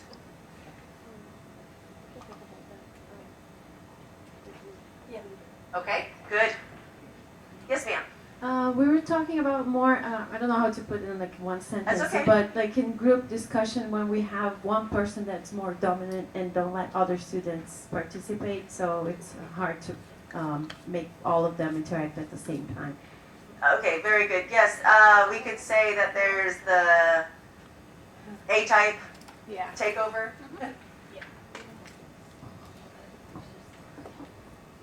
Where there is engagement with that one student. Yeah, exactly. Okay, one more, anyone burning? Yes, sir. I'm assuming this represents the classroom, but if I see this kind of picture in the computer lab or library, I would say the guy is working too hard. Very good. Well, that also could be a part of not only that maybe we've overworked them, that we've created a course that's just way more rigorous than it was expected, or student services, student affairs was talking about they might not have the skills to be working smarter, not harder. So that's a good point. I'm just a bit too hard there. Very good. Excellent. Excellent. Good job, guys. Give yourself a round of applause because you are superstars right there. I love it. Excellent. So we talked about, let me go back. Sorry. Here we go. All right, so just thinking in your head as we're going along, what does engagement look like to you? What do you want it to look like at some point? Just think in your head, what would be in a perfect world? Your classroom, your online classroom, your face-to-face classroom, your blended classroom. What would it be perfect if your students did this or that? I want you to be thinking about that. And now, one of the things that we're going to try to fill a bit today is the gap between what it actually is right now and what we want it to be. Because even if you have that amazing classroom you were talking about, going with the expectation of you're doing quality instruction, and this group was talking about having when it might not work as well as you wanted it to, because we always have room to grow. There's always going to be, like last semester, the students were participating and it was fantastic, and we had interactions and they were engaged, and you could see that in the grades going up, and then the next semester they're all looking at you. And you're going, what changed? What was different? So you're thinking, there are things, it's like carrying a toolbox around with you all the time. You have to have all those tools in the toolbox. But while we're talking today, I want you to think about where you want it to be. And no matter our starting point, now some people might be starting from a point of view of, I really don't have anything in my classroom, and that's okay. You know, we're all starting from somewhere. And other people might be like, I have all the things in my classroom, and with all the things, I still get the deer in the headlights, or I get the confusion, or I get the quiet 7:30 a.m. You have 7:30 a.m. classes? Good. Or you get the student falling asleep. But no matter where we're starting, or let's say you're transitioning to becoming a blended or online faculty member. Maybe you don't have all those tools yet. You will. So not fully by the end of this session, but this is a starting point to help you fill that gap between. Okay, so I said, and talking about our learning journey today, one of the things that we're going to talk about is 6 questions to help you guide you along the way. So these are 6 questions, and the first one we just did. So what does it look like to have student engagement in your learning and in the classroom? So that's, you guys did a great job. I knew it ahead of time. See, I was omniscient. And I knew that ahead of time, that you guys were going to have great answers to that, because you're great faculty and you're doing great things with your students. So that's one of the first questions. When you're thinking about whether you're designing a new course, or you're about to teach a new course, or you're about to have a new online course, one of the first things to ask yourself is, what do you want it to look like? The second thing is to think about is specifically, what's your purpose? Are you doing it just to have fun in the classroom? Yeah, maybe. That's okay. Maybe. Depends. But are you putting engagement in the classroom because it's required? Christine was talking about having so many days in which you have to respond to students in discussions and messages if you're teaching online. Okay, that's required. Maybe there's a required assessment in some of your classes. But also, and you all came up with a really, I think it was this group over here, but one of your groups came up with a really great point about critical thinking. Are we asking them to think in a way that connects back to the actual learning, and to show that it's more than just like, does everyone understand what I'm saying? Yes. You know, no, not really, but yes, because I don't want you to repeat what you just said for 20 minutes. But are they able to have some type of higher order thinking, critical thinking going on? Are they able to practice the skills? Is that the purpose of what you're doing? If you're in a class, let's take a computer class, and the skill is that they have to be able to code, then are they able to actually apply that skill? So that's something that you have to do. Is it that your purpose for engagement is to check for understanding? That sincere learning, I think this group over here was talking about, the sincere learning is making sure that if I'm asking, do you understand what I'm saying, and you all go, yeah, no, then you want to make sure that, can you do something in the classroom that actually does check for understanding? Are you making sure they're alive and awake? This group here was talking about, some of them look really sleepy, or at the computer lab, some of them are looking really sleepy. So is it that sometimes the engagement in the classroom might just be a comm check, you know? Are you there? Are you awake? Are you with me? Are you thinking about lunch? What's going on here? And then also, is the engagement purpose also to think about what's coming next? Are we engaging them in the learning so that they are thinking about different ideas or exploring different avenues? So that's the second question. The third question is we're going to take it into some different parts. Okay, so if we're thinking about engaging students in their learning, one of the questions we have to think about is how we're building the learning in order to get the student to have the understanding and the transfer of learning. So the third question is really about, how are we building the learning? I don't know how many of you have maybe heard about scaffolding learning. Think about it like a building. If we don't have the frame of the building, we don't have the pillars, and we don't have the floors in between, we can't put the next floor on the top of the building.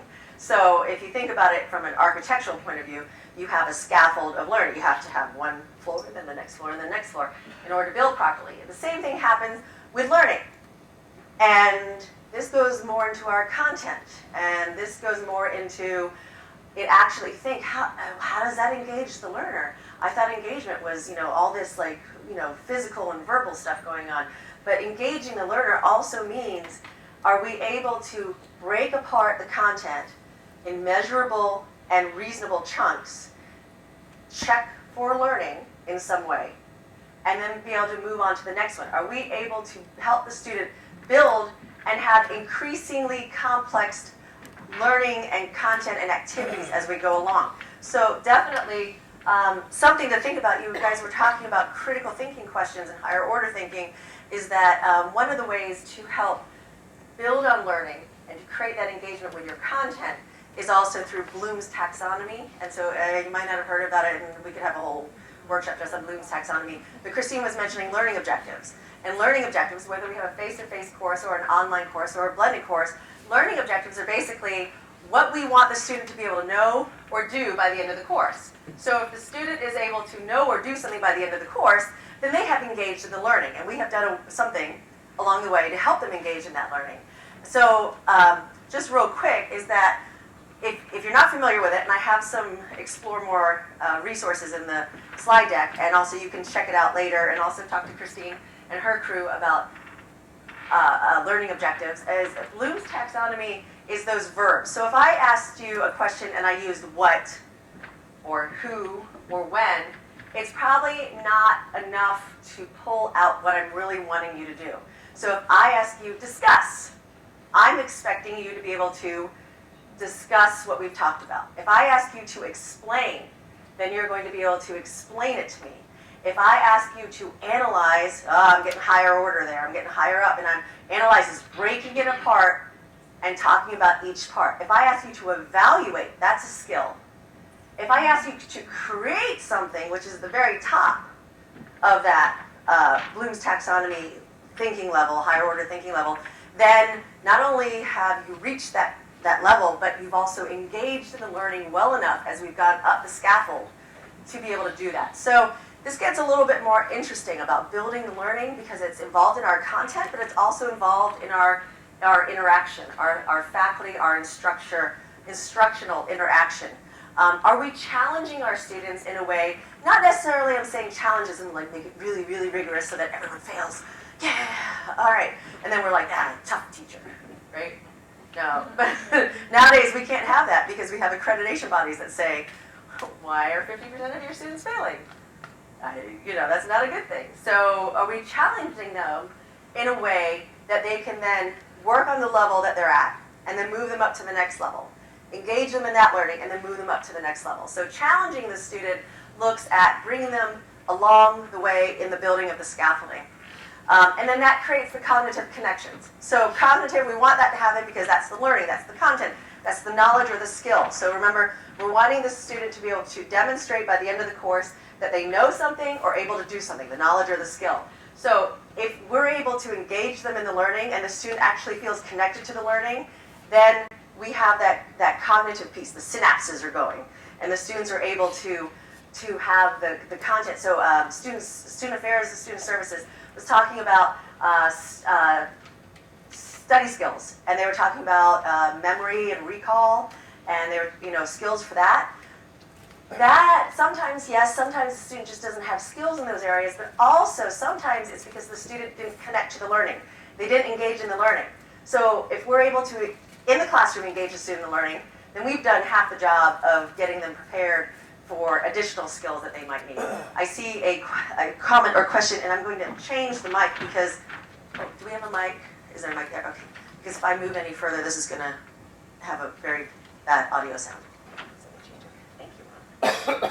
Thank you. Okay. So we have a comment or question. I like that. Yes, sir. So I appreciate very much all these wonderful, principles. But we have a somewhat special situation here, and I have learned to respect the intelligence of our students. Often they come from India with or other countries, with a very specific goal in mind, and they do exactly what will achieve their goal. And that is, they want to get their degree, they want to enter the job market, and they will do exactly what it will take to do that. So they're very capable. They sit in the classroom. I can handle that, so I don't need to do anything. I'll only do if I have to. And then when I give them assignments like a project, so they will be quiet in the whole class, Then I give them, say, a project, and all of a sudden I'm like, wow, they show me what they actually know and what they're capable of. And so I have learned to respect and somehow try to know them and then customize all these principles to suit the specific needs, that we have. Absolutely. Is that right? Oh, yes, yes. Absolutely. You need to come up because that's going to be the next part. Yeah, absolutely. No, it's a good point. You need to know your audience. We're going to get to that. So remember that. We're going to talk about that. That's very important. But yes, and these are all things that can be tailored to different classes and different subject matters. And so when we ask these 6 questions, again, the third question about building the scaffolding, are we building the learning for the student, isn't necessarily about everybody get together and talk to each other. And, that's not what, we're not, it's not all just the fun soft skills that we're talking about. This is actually, are we able to, provide that in the learning so that if somebody comes in and is not well-versed in your subject matter, could we learn it? So, yeah, good point. Okay, thank you.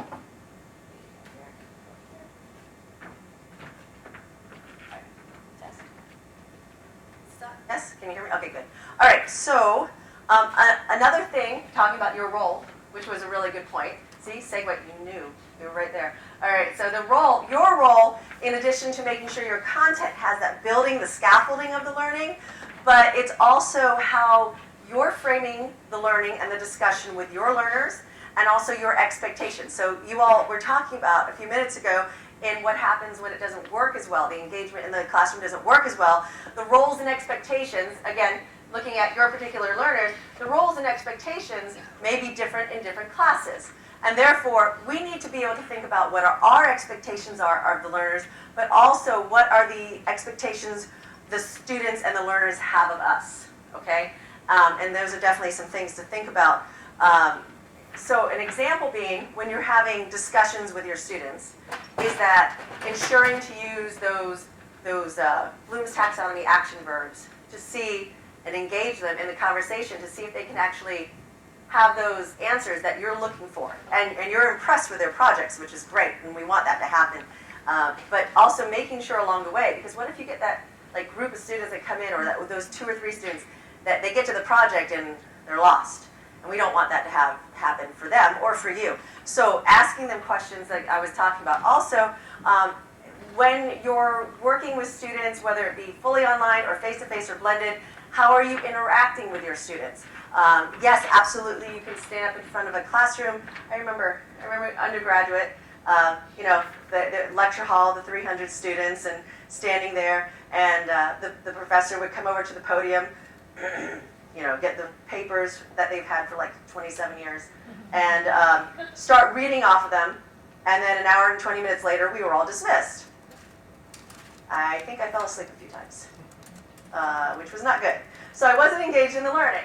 However, it may not be that you have full-blown ongoing discussions every time, but is there an opportunity for you to check in with your students, whether it be through messaging, through office hours, through discussions, but we have to think about our particular role in general. And you were talking, and it's a great point about how your learners, your population of learners come in, and for the most part, they have the preparation, they have those pipeline skills, and they're able to do the work you're asking of them. But it could be that we have some off-track learners, and it could be because of the subject matter. It could be that this is just not their subject matter, and they're taking the class because they have to. I'm sorry, math. There's a lot of, foreign language, English, it just depends. There's a lot of, I have to take this class, so I'm here. So for those of you that have more specialized classes, it might be they're really engaged in it because this is their major, and this is their program of study, and they're really excited. So we have to find ways to engage them, but also determine if they're off track with the learning, even if it's a topic that they're not really excited about. And it could be that they start the semester. I've had that a lot, where students start the semester going, really wasn't excited about this class, but now after we've been through the class several times, several weeks, I have to say that I'm kind of liking the topic. I'm like, oh, good, because that's where I want them to be. I want them to, okay, maybe it wasn't your favorite thing and what you really didn't want, but are you able to engage? And you can see the change in the students, whether it be online discussions or face-to-face discussions, that they go from, just bricks in a seat to actually having some emotion or intonation or or in online you see the discussions becoming more quality. So think about that. You know, some of the things include, and we're going to talk about this in a little bit, is your role also includes how you interact with the student. And I understand, you know, Canvas, you're using Canvas as your learning management system. And you can interact with students in Canvas in an engaging way, even if the majority or all of your class instruction is in the classroom, in the face-to-face classroom. So you can use Canvas as a way to engage your students, and they can connect with you in that way as well. And some may feel more comfortable doing that. So again, that also goes back to feedback, which is getting a little bit more detailed here in this thought on question 3 on what our role is. Our online team here was talking about how feedback is so important. 8-week classes, wow, it flies by, doesn't it? 8-week classes sure fly by. And the student doesn't know what they don't know unless you provide feedback to tell them so. And so we have to think about things like, how often do we give feedback? What kind of quality is the feedback? How do we communicate with students? Do we do it as a whole or individually? If a student is off track, how do we communicate with them? Is it all, hey, you failed the quiz, what's going on? Or is it sort of like, hey, I thought I'd message you and see how you were doing. I'm a bit concerned because I noticed the last quiz, you know, and couch it in a way that seems like you are, and I know you are, concerned about them, and that they feel like you're concerned about them, and they will feel more engaged with you and able to have that conversation. All right, so question 4 is looking at how do you change it up to keep engagement? What does the week by week look like? Okay, so maybe you come in and you have your PowerPoint and you have your lecture and you have a discussion and then the students go home. And maybe that happens every class. And maybe there's midterm and maybe there's a final. Okay, so routine is good and routine can be helpful, and having expectations for the students know that there's going to be a chapter reading every week, that there's going to be a discussion every week, that there's going to be a small assignment each week. And having that kind of routine, that's fine. But what are some things we can do if we ask ourselves about student engagement, how we can sort of switch it up with variation? Maybe some weeks we would be putting students in pairs or triads or small groups. Maybe we ask students to create something while they're in the classroom, whether it's online or face-to-face. Maybe we ask them to draw something out or create an infographic or storyboard something. Maybe we have students read a case study, and this class has to take different sides of that particular case study. I think someone was talking earlier about ethics in the classroom, you know, so that absolutely is something. You can look at court cases, you can look at all different types of things, business models, different things in case studies, and switch it up. Someone talked about when it goes well, engagement in the classroom, it could be that there's peer interaction, peer review, peer teaching. So think about some things that you could use to switch it up in the classroom, but also how you communicate with students is something we need to think about how we change it up. If you're face-to-face with your students and you're using Canvas to enhance your work with the students and your instruction in your class, what are some different things you could do each week to change it up with your messaging to the entire class? Okay, is it all text all the time? Could it be something else more than that? Question 5 goes into that, what tools you will use. So looking at changing it up and engaging those students in the classroom, what tools can you use to apply? I think Christine and Rhonda, I think we're both talking about software that they might be interested, that faculty, you all might be interested in having in your classrooms. It could be that we're going to look at some of those tools, and we're not going to use tools for tools' sake because you know, it gets a little, sometimes it gets a little much in the classroom. You don't want, whether it's face-to-face in the classroom and you're engaging the students as they're walking in, or it's online, but we want to have purpose. Going back to our second question, which is what's our purpose? We want to have purpose, and we also want to be able to support the student in their learning, so that means we have to be able to use the tools ourselves. So we might say, oh, I'd love there to be this really great software in the classroom or for my students to use, but I don't want to learn how to use it. It's just, I don't have the time, it's too much for me. Well, when the students have questions, you're the first tier, you're tier 1. You're tier 1 support. So they're going to come to you, and if you go, I don't know, they're not going to be happy with that because they're going to be like, well, why don't you know? You told me to use it. You know, so yes, there can be tier 2 support. Christine and her team, definitely tier 2 support. You know, but can you answer the basic questions on how to use it? So tools don't have to necessarily be all tech, all software, but there are definitely a lot of things you can use. And there are a lot of things built into your LMS. You were talking about what's the what's the program for putting the videos into your Canvas? What are you using? ArcMedia. Okay, great. So thank you. ArcMedia is a tool that's already built into your LMS. That's fantastic. And closed captioning already. That's nice. But not every institution has that. So, and I will tell you that YouTube, it can be a bear when it comes to getting those captionings done. So having things already built into your LMS are wonderful. And as you test out the tools, figure out what you like, what you think is purposeful, what will build and scaffold that learning, what creates something to change it up in variation, what is going to be helpful to you? Is it, think about, again, going back to question 1, thinking about what we need in our classroom, and then also question 3, which is your role in the classroom, thinking about maybe I need to work on my graded feedback. So maybe there's a tool out there, or a couple tools to help you with graded feedback. Maybe I need to figure out a way to introduce the students to the class in a fun and interesting and engaging way. Maybe that's the tool to start exploring. And you can definitely do that. And you can test it out, and you can try it. And if you like it, and you think you can use it, and then your students can use it, then it's something you need to definitely check out. So, some considerations for those strategies, definitely, as this wonderful gentleman was sharing with us here, is that we have to think about our learners. We have to think about the characteristics of the population. Okay, some of them will be youth learners. Some of them will be adult learners. Some are coming from 20 years of not being in school. Some are coming straight from undergrad. Also, we have to think about our own style.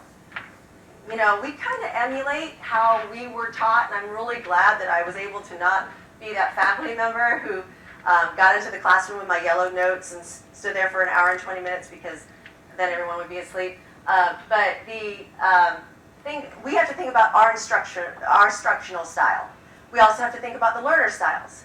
Now the thing is, our instructional style might be one particular way. We feel comfortable in this way, and we're going to keep using it, but that doesn't always mean we should keep it exactly the way it is. We need to add things, variation, change it up, because if we're doing it always one way, then we're not reaching all our learners. Our learners, learner styles, our learners are multimodal. They're everything. They're physical, kinesthetic learners, they're auditory learners when they hear better, they're visual learners when they learn better that way from visuals. Also, we have to think about, God bless you, the classroom format. If you're fully face-to-face, maybe you're going to use Canvas and encourage students to check into Canvas maybe twice a week or maybe once a week, and think about that. If you're blended, we're using part Canvas, part face-to-face, then you can use more in the online classroom in the Canvas. If you're fully online, then you're definitely going to rely more on the online tools and the online format. So just some things to think about. But of course, as you all were talking about, just because we build it doesn't mean they're going to engage with us. You know, we could have a great class one semester, and the next class is not as good. And there's a disconnect, and we're not sure why. And some things to think about is that, as we said, learners become frustrated, and they become disengaged. And that could them being concerned, feeling that they're upset about it, maybe disengaging, talking about not coming to the classroom.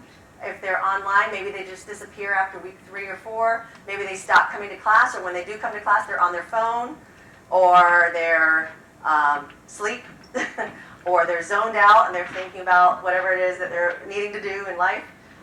So some strategies for actually putting these 6 questions into place include some multimodal learning, which we're going to cover real quick, multimedia integration, looking at some technology tools, talking about accessibility and universal design, and then some applications for that are, so if you're thinking about the things of how you can apply this in your classroom, is communication, developing the skills for your students, creating those higher level thinking order questions, cooperative and collaborative learning, activities and assessments, feedback, and evaluation. So the 6 questions are guiding us. Now it's time to look at some strategies and then how to apply those in what ways in the classroom. Okay, so just real quick, and I'm being mindful of our time, is that whether it be youth learners or adult learners, whether it be face-to-face, blended, or fully online, multimodal, different types of learning engage learners. Again, the professor who stood up in front of the classroom for 120 minutes reading their yellowed notes, that doesn't always, and there's absolutely no interaction, that's not multimodal learning. Multimodal learning is a way for us to vary and change up our learning. And it does connect the student.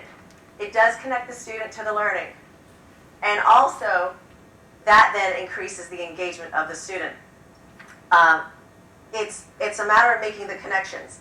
If you're using multimodal learning in the classroom, if you're changing it up, or you're having that variation, there's going to be, the student's going to remember it more, and it's going to internalize more because they're having a different experience. If we ate the same oatmeal every morning, every single day, we're going to have just the same experience, and we're only going to have that experience with that oatmeal. But however, if we change things up, and one day it's cereal, and the next day it's eggs, and the next day it's oatmeal, then we have different experiences. The same thing happens with the classroom, and as the student is learning whatever it is, engaging with you, engaging with fellow learners, engaging with the content, and they're paying attention, and the cognitive piece is there, the recall is going to be even stronger, okay? So let's look at some technology tools to leverage, okay? Now, some might be like, I have graduate students, this is not going to work for them. Maybe, maybe not. Remember your purpose, remember your audience, remember your characteristics. You might be like, my students are fine the way they are, I can do it with what I have. Okay, but maybe think about adding some of these tools into your Canvas so that the students, when you interact with them on Canvas, even if you have a fully face-to-face classroom, you can have that engagement and connection with the students in class. Also think about what your issues are in your classes or things that you want to work on. And this is where the technology comes into place. And of course we want to do it in a way that there is not distraction. We want it to be purposeful, okay? And I offered to Iran that the slideshow would be available as needed. There's some wonderful places to start. I use this with faculty who are new to online or new to tools or new to technology or new to multimodal learning or just want to kick it up a little bit from what they've already learned. So I have some websites for you to check out in the slide deck, and also there's some more resources for you all, and I could definitely show you that. Again, some of the reasons to do this include that universal design. We really want to design in a way, our classroom, our instruction, our content in a way that reaches all of our learners, not just the auditory learners, not just the visual learners, not just the kinesthetic learners. And how do you start? You can work with your online team, absolutely. You can and work with librarians. They are an amazing group of knowledge. You can talk to each other and you can find out what works for you. But definitely testing is important. Now, where are these tools that I'm going to be talking about? Well, some, we're not going to talk about today, but some of the ones in your LMS, because those are ones that you can work specifically with your online team. Software, there are some software out there that can help you with things. Like, let's say you're just really tired of the same old PowerPoint. There's some software such as Articulate or Camtasia. I don't know if you guys use any of those. We don't have those. We have an add-in PowerPoint that works like Office. Okay, so Office Mix, nice for. Yeah, they are. Yes, Office Mix in PowerPoint is really helpful. We actually had an instructor, Christy Rosenfeld, who created some really awesome PowerPoints and then used it. So Christy Rosenfeld, the instructor who did, I'm repeating it back to the adjuncts. Christy, so everybody needs to make Christy their best friend who has created these wonderful PowerPoints. Thank you for that. Yes, repeating that for, so definitely there are some things, but I'm going to look today at some interactive tools that you can get online and you can use in your face-to-face or online classes. And basically, they're free for the most part, the ones I'm going to show you. And they're pretty much user-friendly because if I could learn it, you can learn it. So there you go. Then our students are going to be able to learn it. And if you don't like the ones I share with you today, there's going to be all these articles that you can go to and check out some additional ones. Or again, if you're like, I really want something for feedback, then you might look at the list and there'll be some things in there for feedback. Okay, so this is a list of some easy access, easy user-friendly, free, for the most part, tools. Now, the left column are the ones I'm going to demonstrate, and the right column are some additional options. So if you're like, I kind of like that screencast-o-matic, but I want something different, then there's Jing. So there's just some different options here. These are just, again, basic, user-friendly, as we go through the tools. Try not to focus too much about buttons, things I have to click. I don't know. Think more about, what could I use this for? What's the purpose? What would this do to my classroom? How could this enhance the concerns I have with discussions, feedback, communication, introduction to the course, sharing content, creating group work? So think about that, okay? All right, so we're going to start with Voki, and I'm hoping the audio will not blast you, so we'll be checking that in a minute. But Voki, how many of you have used Voki? Awesome. This is something to learn. Yay. Okay. Voki, one of the reasons I like Voki, and there's a free version. Free is good. Okay. 90-second version you pay for. I've used Voki so much in the last couple years that I ended up buying the free version. It's really not, I mean, buying the 90-second version. It's really not that much, but I found that I was just using it so much that I needed it. It gives you a chance to create an avatar. So not you. So if you're not really excited about having your face on a screen. It has a voice option or text to voice. And it has the opportunity for you to be brief. So let's say you want to provide a quick announcement to your students, or a welcome, or you have a face-to-face class and you want to have a welcome playing while the students are sitting down. Okay? These are some really cool things that you can use with this. And again, you can use it with all levels of learners, and when you look at it first, you might be like, it's a little too cartoony for my purpose, but I have to tell you, a lot of times when I use this with my graduate or doctoral students, they're like, can I play with that tool too? And then I open a forum and they can play with it and they have a good time.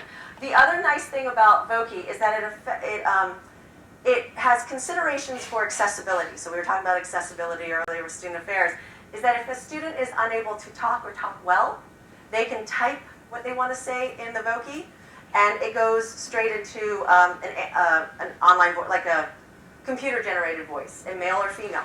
If the student is not looking to have their face on webcam, I've worked with students who are PTSD, I've worked with students with physical disabilities, I've worked with students who, I was training some professionals who, they were women in Saudi Arabia, and they were like, we're not going to be on camera ever, and I'm like, this is a great option. So, again, looks kind of cartoony, but the nice thing is it's user-friendly. These are just some of the screenshots for how everything you need to do is right there. It doesn't provide closed captioning, but if it's a 30-second, 60-second, 90-second, you're probably going to write a transcript anyway. Yes, because you're going to end up like going down the rabbit hole in your conversation, and you need to get it in there and you get it out quickly. But also the transcript is provides an accessible. Yes, sir. You had on a slide that it uses language. Sorry, I want to make sure that adjuncts hear you. Thank you. You had on the slide that it uses language. Does it have a translation, or do you have to type in that language and then it will avert voice or text voice? Good question. Okay, so it's not a non-English, I should say. It's not non-English. It uses accents. So it can use an English accent, an Australian accent, an American accent. So that way it's not just Americanized. So that's kind of nice. Yeah, that's a good question. Okay, so I tend to use this particular avatar cartoon because I kind of think it's me with my headphones on in my office. Anyway, so you can use a snail. You know, you had a lovely snail pin on earlier. Right? Yes. You can use a snail. You can use Abraham Lincoln. You can use a weird-looking alien monster. It's all kinds of things. So let's see. Hopefully I'm not going to blast you guys out. I did check the volume earlier. And so one student, the only complaint I've had is the student said it was really creepy when they moved the mouse And the eyes were going everywhere. They were like, that was creepy. That was the only complaint I've ever had. Hello, community of learners. Welcome to week 3 of our learning. This week we are introduced to the interactive model of program planning. Though there are several accepted models for the effective design and planning of curriculum and programs, the Caffarella and Defron model is considered an exemplar. Learning why and how to use the model integrates the theoretical learning needed for our professional work. The model will guide us step by step in the building of a plan, addressing all considerations for application. Please review the lesson content found in the Week 3 folder within the Course Content section of the classroom. Note that in addition to our Week 3 discussion, our first Wiki website assignment is due by Sunday. Review the guide for Wiki websites found in the Getting Started and Course Resources section of the classroom. Grading for the Week 2 discussion will soon be completed. Please check your gradebook weekly. If there are concerns of your work in discussions, there will be a direct message for you in my course messages. Please contact me with any questions. Best, Dr. Gibson. Okay, I let that play a little bit long. The idea is that it was an introduction to the week. It was in the announcement.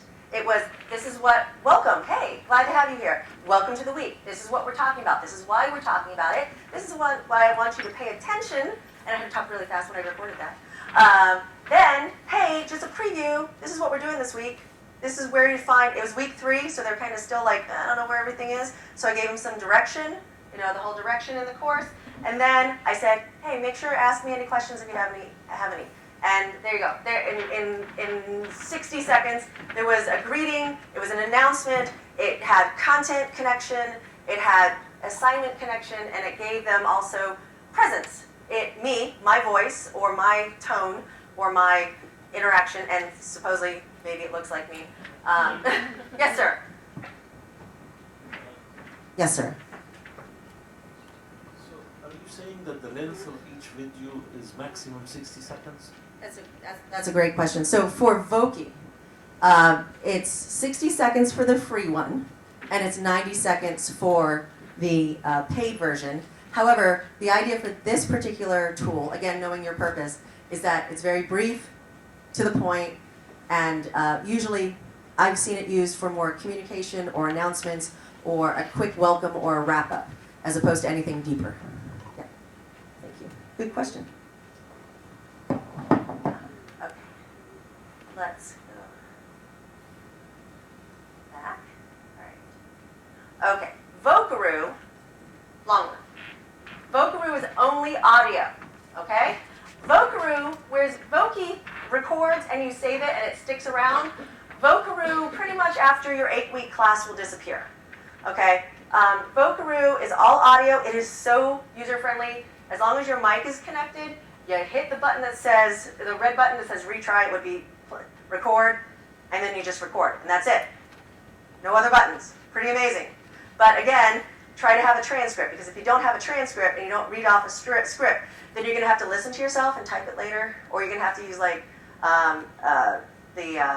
one of the translation, like Google Translation or Google one of the Babelfish, or well, not Babelfish, Dragon. That's the other one. No account is needed. Whereas Voki, you sign up for an account even though it's free, or you pay for the premium account, but it's audio only. It's really one step. Maybe use it for feedback. Just make sure to have your transcript. Maybe use it for, yes ma'am. Hold on, sorry. Got to change mics. Yes ma'am. In Canvas, we have a couple of ways of giving feedback. A bunch of them. You can use a rubric that you design in Canvas, which provides the student feedback and allows you to grade a lot easier. You can also provide audio and video feedback right through SpeedGrader within Canvas. So there are some nice tools within Canvas. I just wanted to mention that's very helpful, because you might not have to use Voki, but that's a good point. Of course, you're going to use feedback, written feedback in the rubric, obviously. But this Vocaroo could be an additional feedback. Or I've had students contact me and say, I just don't understand it, and maybe, or I've used it for an introduction. And for the sake of time, I'm not going to play it, but I've used Vocaroo. I've used Vocaroo for introductions. So such as, I'm going to switch back. First week in class, and the students are entering the classroom, and it's an online discussion. and they're introducing themselves, my reply to their introduction, I do audio so that they can hear me, they know I'm a real person, they get my tone, they can hear, I reply to them directly in that particular setting. I usually keep it under a minute because I'm creating a script for it, or I can use Google Speak, and I can use that to help me with the transcripting. But if you think about this, is all audio, and so it's a nice way for the students to get introduced to you, and they know that you're a real person. Okay, so now we're going to look at Adobe Spark, which is a little bit more complex with what we could use it for. Now, it's not super hard, and when you say super hard, you're like, you mean it's super hard? No, it really is user-friendly. It's pretty much, if you know anything about the Adobe suites, then Adobe Spark is one of them. But it's free. You don't have to pay for anything. You just need an account. And with Adobe Spark, you can create a web page or a web page or a post. But I'm going to show you specifically how to create a video. So if you're thinking about a brief video, like an introductory video for the class, or you're introducing a particular week, such as week 3, week 7, you want to introduce a discussion. You want to introduce a particular concept. You want to introduce an assignment with directions. However it is, but it tells a story. You can also use it to summarize your week. You can use it to summarize a discussion. You can also use it as an opportunity to put some content out there. I've used it for presentations at conferences. It can bring in images. It brings in text. It brings in video. You can add voiceover. You can use their free music. If you do have any voiceover, make sure to have that transcript. You can do a really great video without having any voiceover. You can also ask your students to use it. Maybe you have them doing PowerPoint all the time. Maybe you want the students to put together, this is that create level of Bloom's taxonomy and the higher level thinking. So again, I chose a welcome to show you, but this is a welcome not to a particular lesson for the week, but this is more of a welcome for a discussion. So this is an online discussion, and I used a template from Adobe Spark. Hello, welcome to week 2. This is Dr. Angela Gibson, your professor for College 100. In week 2, we focus on exploring types of digital information literacy. Knowing the categories and types of digital information help us develop skills and knowledge to use in our classes and translate into our professional work. Review the lesson and readings for the week, then open the forum.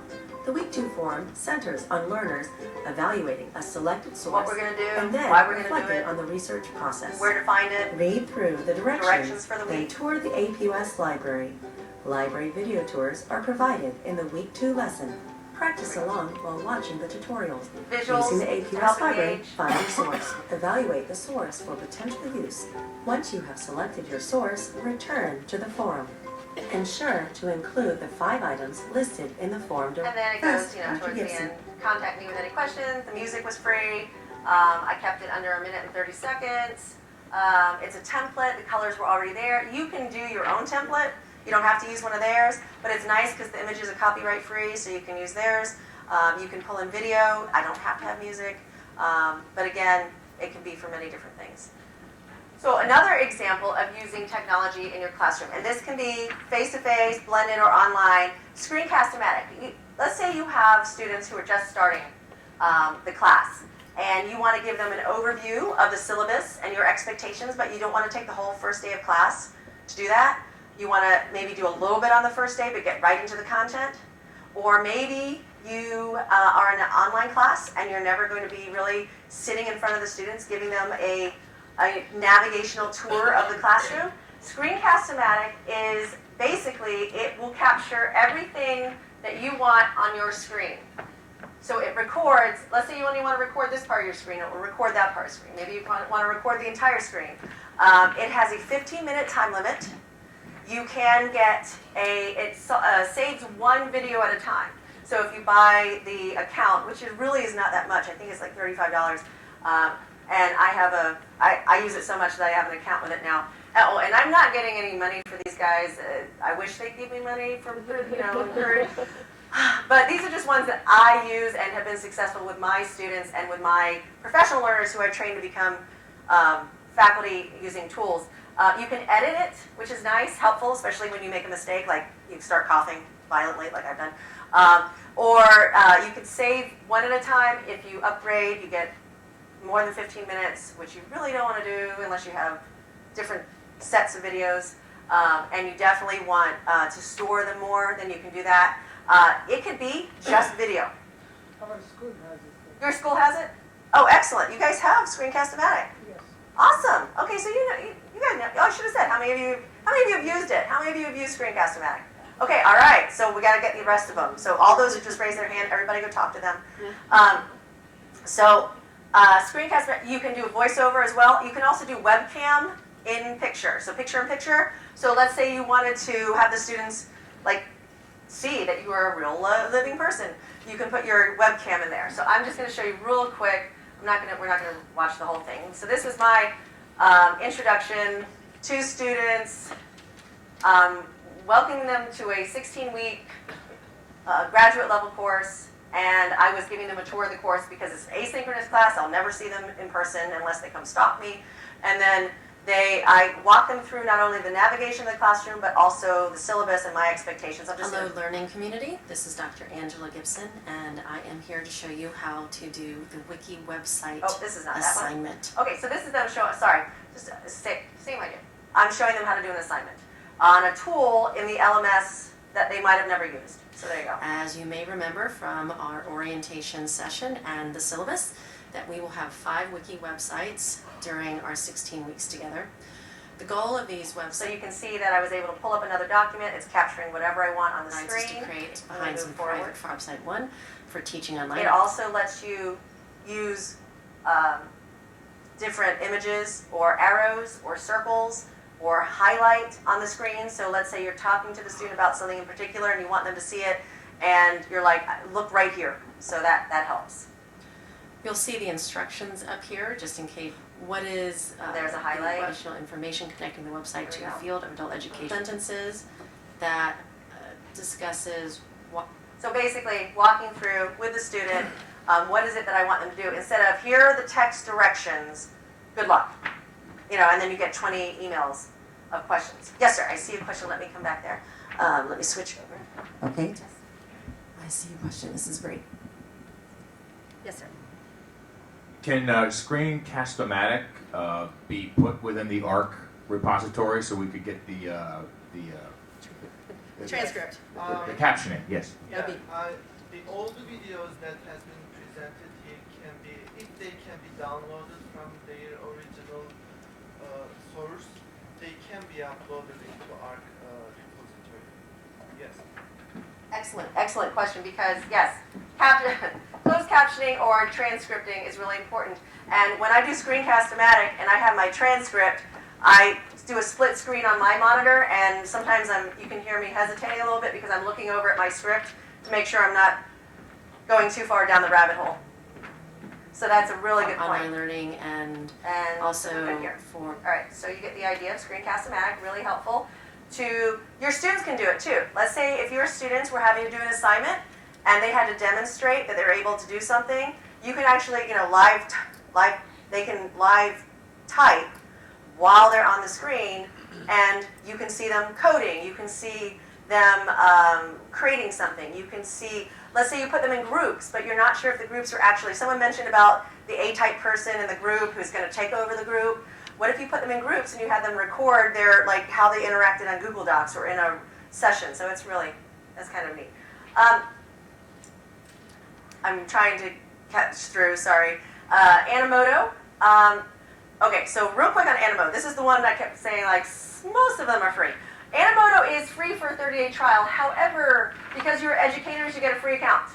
So what you do is you go to the Animoto website, you find, where it says the educator account, or you Google Animoto educator account, or you see the thing on the slide I'm going to show you.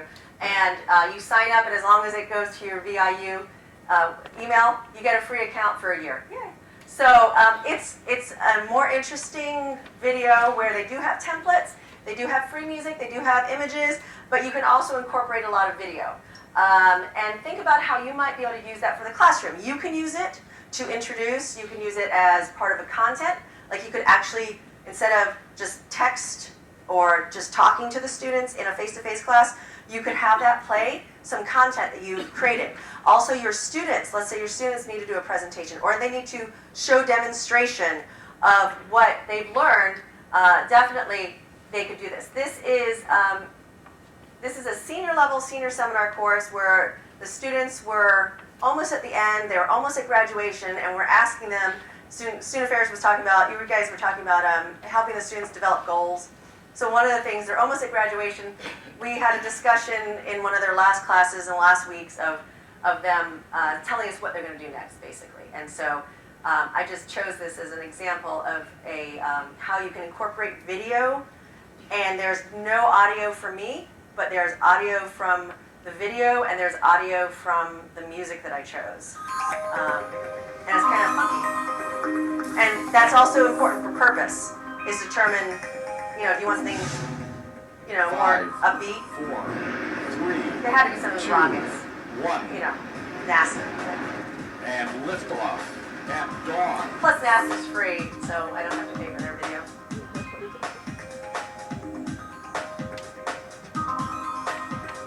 And then I can put captioning in there about something, the students are paying attention to it because they have to read it, the images are supporting the point, the music's just funky and hopefully something different than what they're used to. I can use stock images, I can use your own images, I can use my own images, and you can use my own video. And keeping it under 2 minutes is really important. Unless it's a content piece, unless you're trying to teach them something. But this is, the things that they're supposed to be talking about in the discussion for that week. And there's Elmo with an astronaut. But it went along with who's on your team.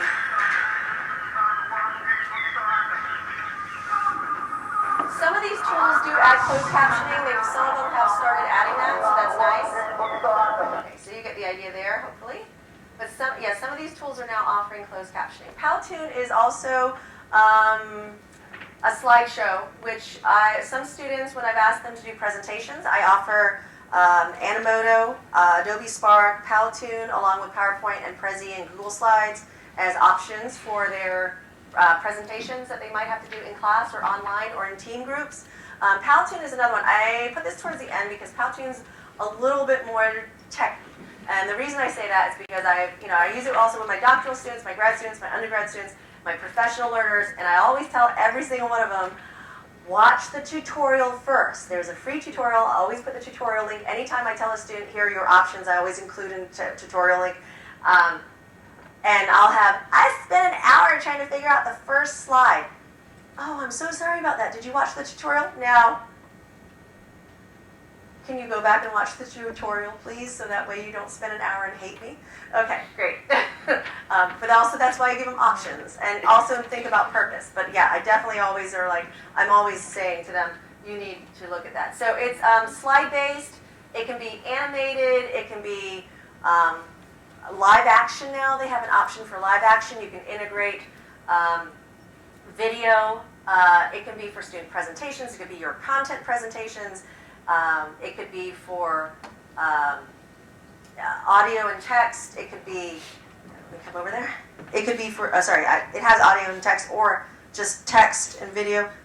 It could be where you use it to welcome them to a week, wrap up a week, wrap up a discussion.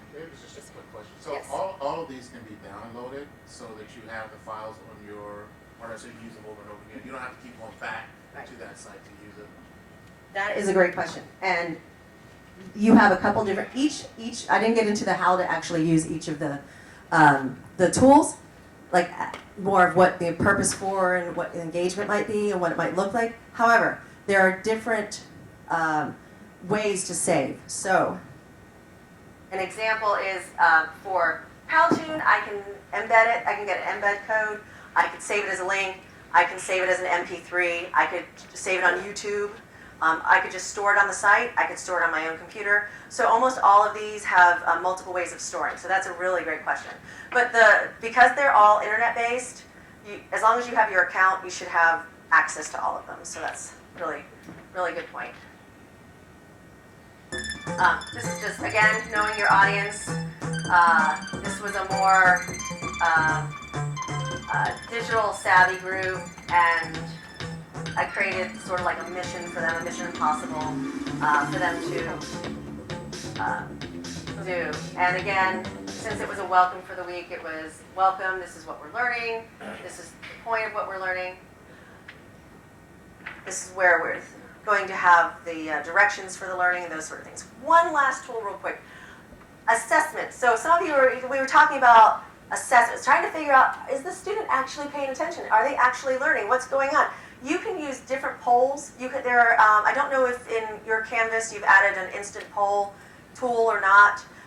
You do? Okay, great. So there is a poll tool, say that 10 times, poll tool in Canvas. That's good. You can also use an online tool as SurveyMonkey. There's also some other free online tools where you could do it right there in the classroom where the student gets out their phone. So you can tell them, you can get out your phone, but then you gotta put it away. All right, so you get out their phone, they put in the link, they interact, they put in, it's all anonymous. You know right there, did you guys understand what I was saying? Yes or no? Maybe. Absolutely not. I'm asleep. One of, choices.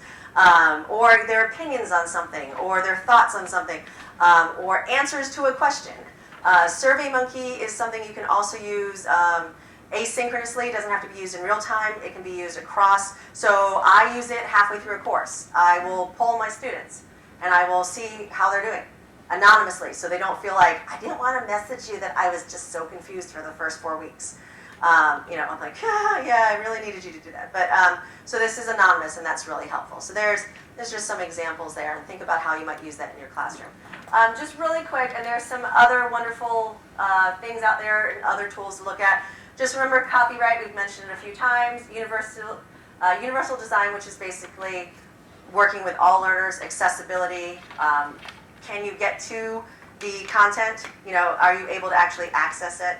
And then are you able to use it? Or are you going to be like, I have no idea how to use Powtoon, I just said it was a good thing, I don't know. So think about, we've talked about most of this, copyright and technology and transcripts, and there's some different resources provided. Also knowing who to go to when you're having trouble, or you like, I really, really want something cool for my classroom and engaging, but I don't know what it's called or what it is. So you could go to your online team and you can talk about, they could give you, I have this new thing, or I have this thing in the Canvas, or I have this great idea, or let's explore. And then they become your best friends and you need to send them cookies later. Questions, thoughts, comments, wanting to tell me that this is all not going to work. Things that you've already done, things that do work. I'm sorry, I missed the part of the copyright. So all these have what kind of licenses? Great question. So the copyright wasn't necessarily that you can't use the tool. What I was thinking more about with you can use it as much as you want it.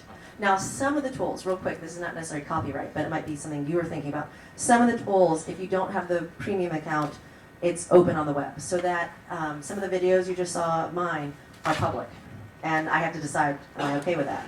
And I'm okay with, they're public if anyone dug into some of, not YouTube, but dug into Animoto or dug into Powtoon, that, or they might find my template. But if I pay for the premium, then they're just mine and no one else can access it. But when I talk about copyright is if you're going to a site and you find this really cool image or this video and it says copyright or no use without permission, we want to try not to use those. I mean, we don't want to use them. Okay, but what the nice thing about most of these tools is that you have options like the music, copyright free, so I don't have to worry about that. Images, copyright free. Video is copyright free, or I go to government sites like NASA or Smithsonian or some of the other NIH or CDC or whoever, and I can get some really great free images and tools and videos from them. Good question. Questions, thoughts? Yes, sir. Hi. Yes, sir. Actually, your presentation is very great. and we thank you very much for that. So please, can we get a copy of this presentation? Yes, absolutely. This presentation is not copyrighted by the standards of the 2018 convention. Yes, absolutely. Ron, and actually, there's a second part that if we had had time, I was going to make you do even more group work. Look, you got spared. Okay, so you'll see, when you see the slide presentation, you'll be like, what's this part after the break? We didn't do this. It's okay. You can do it on your own if you really want to. And I'm also very happy to, you could share my contact information, Ron, as well, and I'd be happy to work with anyone at any time for any questions that they might have or just thoughts. Oh, you have another question? Yes, sir. I'm on my way. All right.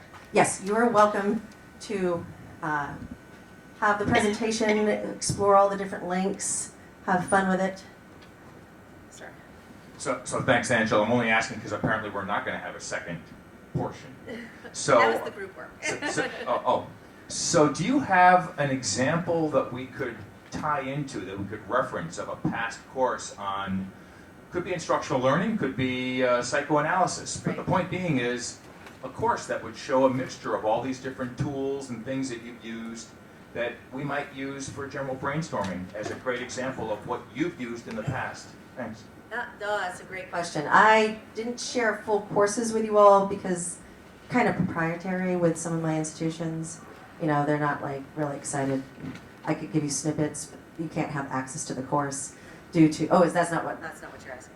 No, that is what I'm asking, Okay. but just to kind of put this seed in your mind, Ah. you could prepare a fake course so that for future seminars, when this question is asked, you could say, I was expecting that question, and I'll email it to the school for you to share. That's Thanks. great feedback. No, thank you. No, that's great feedback. That's a good point. I could do the fake and have it, I could put it on YouTube or something. But, however, I bet our online team has some amazing examples to share of who was it that has like the the PowerPoints with the Office mix. Excellent. So I'm sure the online team has some examples of what to wear and what not to wear, right?